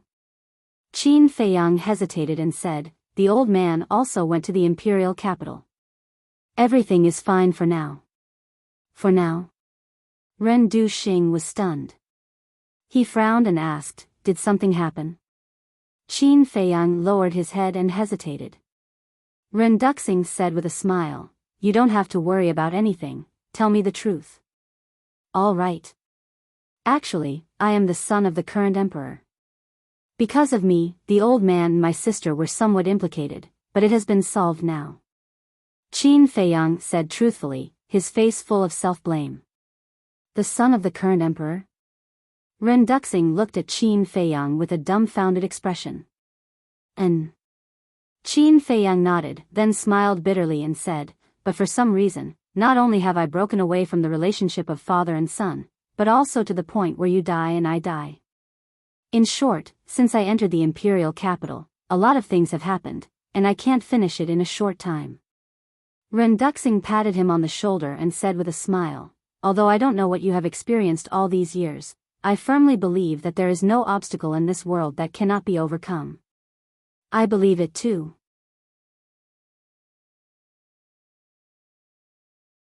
Chapter 1147.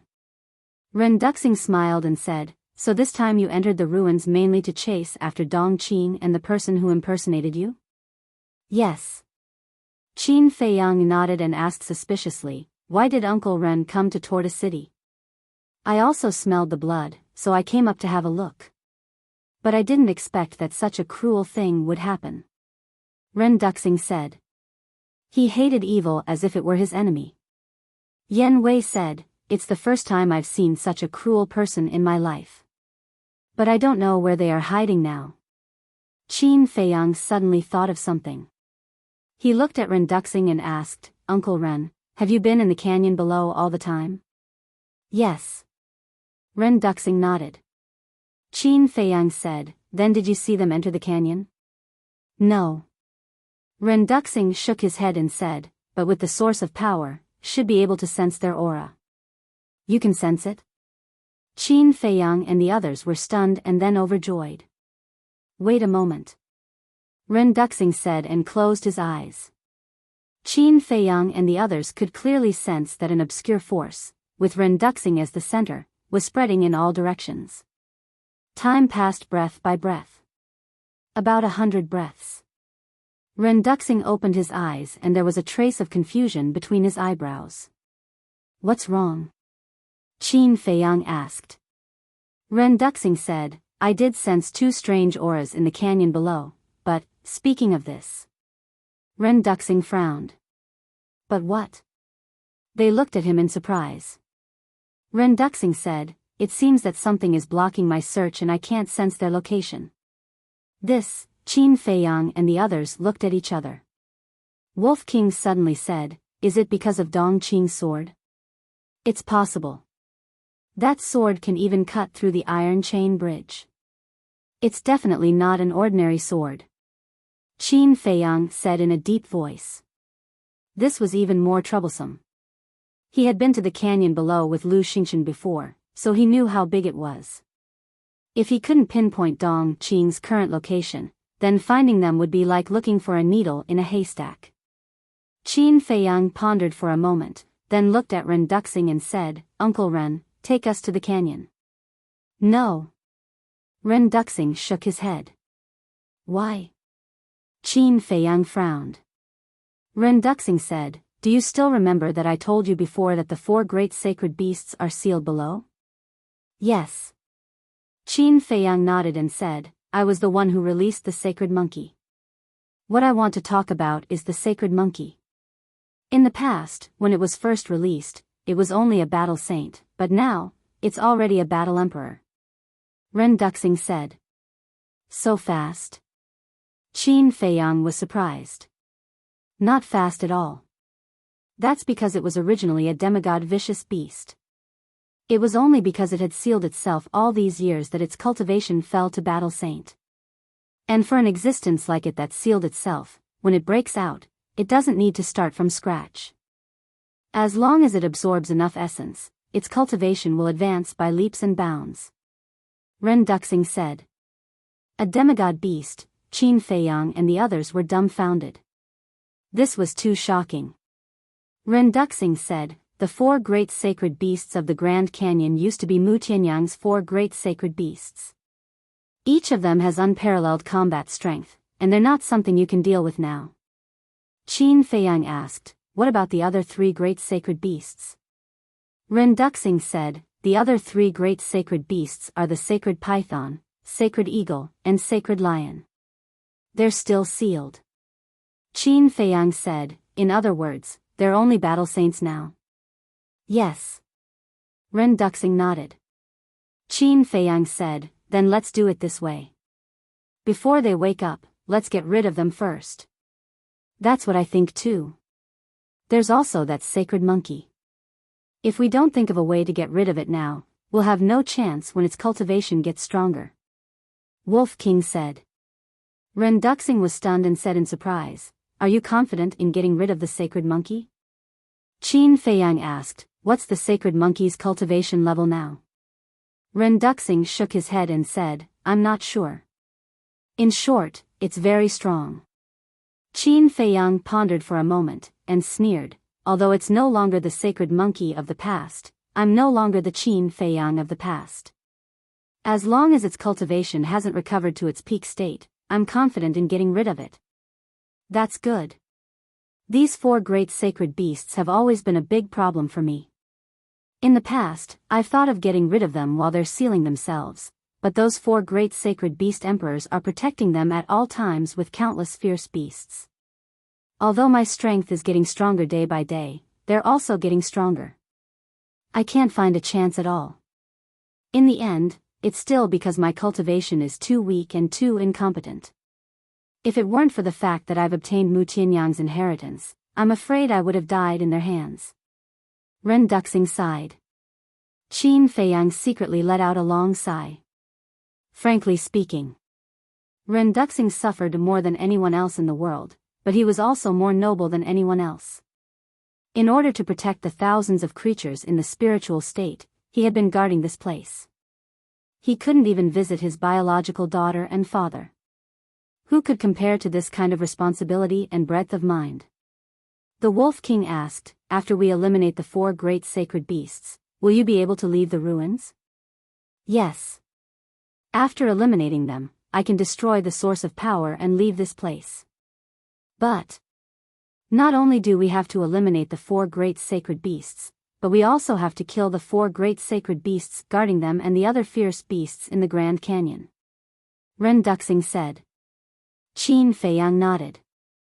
He had experienced the 4 great sacred beast emperors and other fierce beasts before, and they were ferocious by nature.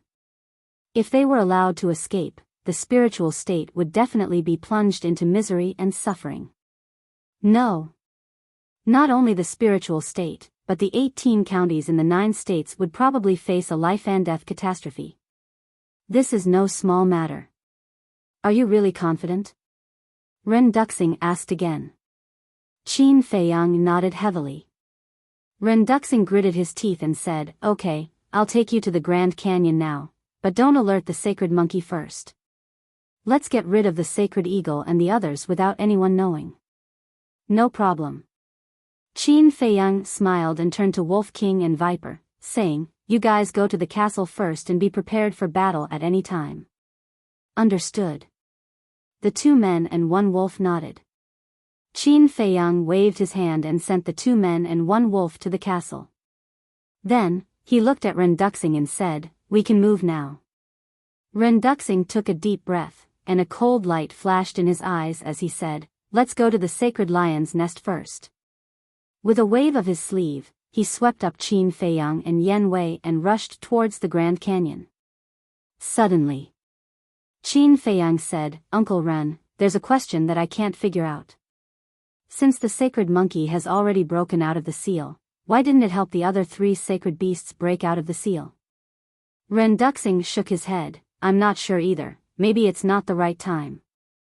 At this time, Yan Wei said again, "I also have a question in my heart." "Please speak," Ren Duxing said. Yan Wei said, "What exactly is the source of power that you're talking about?" "It's very complicated. I'll explain it to you simply. The storm in the canyon, as well as the gravity, all come from the source of power. In other words, the source of power is equivalent to a control mechanism." Ren Duxing laughed.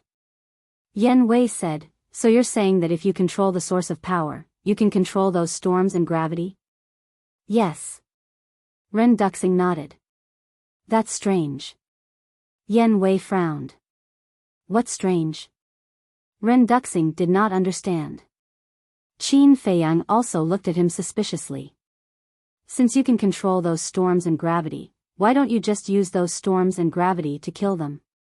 Even I am afraid of the destructive power of the storm and gravity. It should be very easy to get rid of them. Yan Wei said. Qin Feiyang was startled for a moment, then suddenly said, "That's right, Uncle Ren, why don't you do that? If I could do that, I would have done it a long time ago." Ren Duxing laughed bitterly. What's the reason? Qin Feiyang and Ren Duxing did not understand. Ren Duxing said, "Cultivation." Cultivation? Qin Feiyang and Ren Duxing looked at Ren Duxing suspiciously. If they didn't look, they wouldn't know. However, what scared them wasn't how high Ren Duxing's cultivation was. On the contrary, Ren Duxing's cultivation was lower than they had imagined. He was only a mere 5-star war master. Ren Duxing laughed. "Feiyang, are you very disappointed?" Qin Feiyang laughed bitterly. It would be a lie to say that he wasn't disappointed. He remembered that when he saw Ren Duxing in the past, the impression that Ren Duxing gave him was that other than being great, he was also unfathomable. But he didn't expect him to be so weak. Ren Duxing shook his head and laughed. "It's not that I'm too weak, it's that you've grown too quickly. If you were still the War Emperor, I would still be unfathomable in front of you." Qin Feiyang laughed bitterly. This was the truth. Let's get back to the main topic. Although I have control of the source of power, due to my cultivation, I am unable to truly control the gravity and storm. I can only travel through the gravity and storm at will. Ren Duxing said. So it's like that. Qin Feiyang suddenly understood. But then, he suddenly frowned and said, "That's not right. When my sister and I left the ruins, you seem to have controlled the storm to intercept us?" "Yes. But that wasn't actually control. I used my battle qi to push those storms in front of you." Ren Duxing laughed. "So that's how it is." Qin Feiyang suddenly understood. Yan Wei said, "Since this source of power is so terrifying, can we not destroy it?" "That's right. If we can take it away, it will definitely become a great killing weapon." Qin Feiyang's eyes lit up. "You're too greedy. There are some things that we can't get just because we want them. Furthermore, I'm not interested in anything else right now. I just want to leave this place and reunite with Shuang, and the old man." Ren Duxing said. Qin Feiyang clenched his fists and said in a low voice, "Believe me, I will, and it won't be long." "Of course I believe you. Otherwise, I wouldn't have brought you down." Ren Duxing laughed. During the conversation, the three of them had arrived at the top of the canyon. Without a moment's delay, Ren Duxing took Qin Feiyang and the other two and turned into a stream of light, directly entering the storm in the canyon. The storm full of destructive aura whistled around them, but it didn't cause them any harm. How magical! Yan Wei's eyes lit up.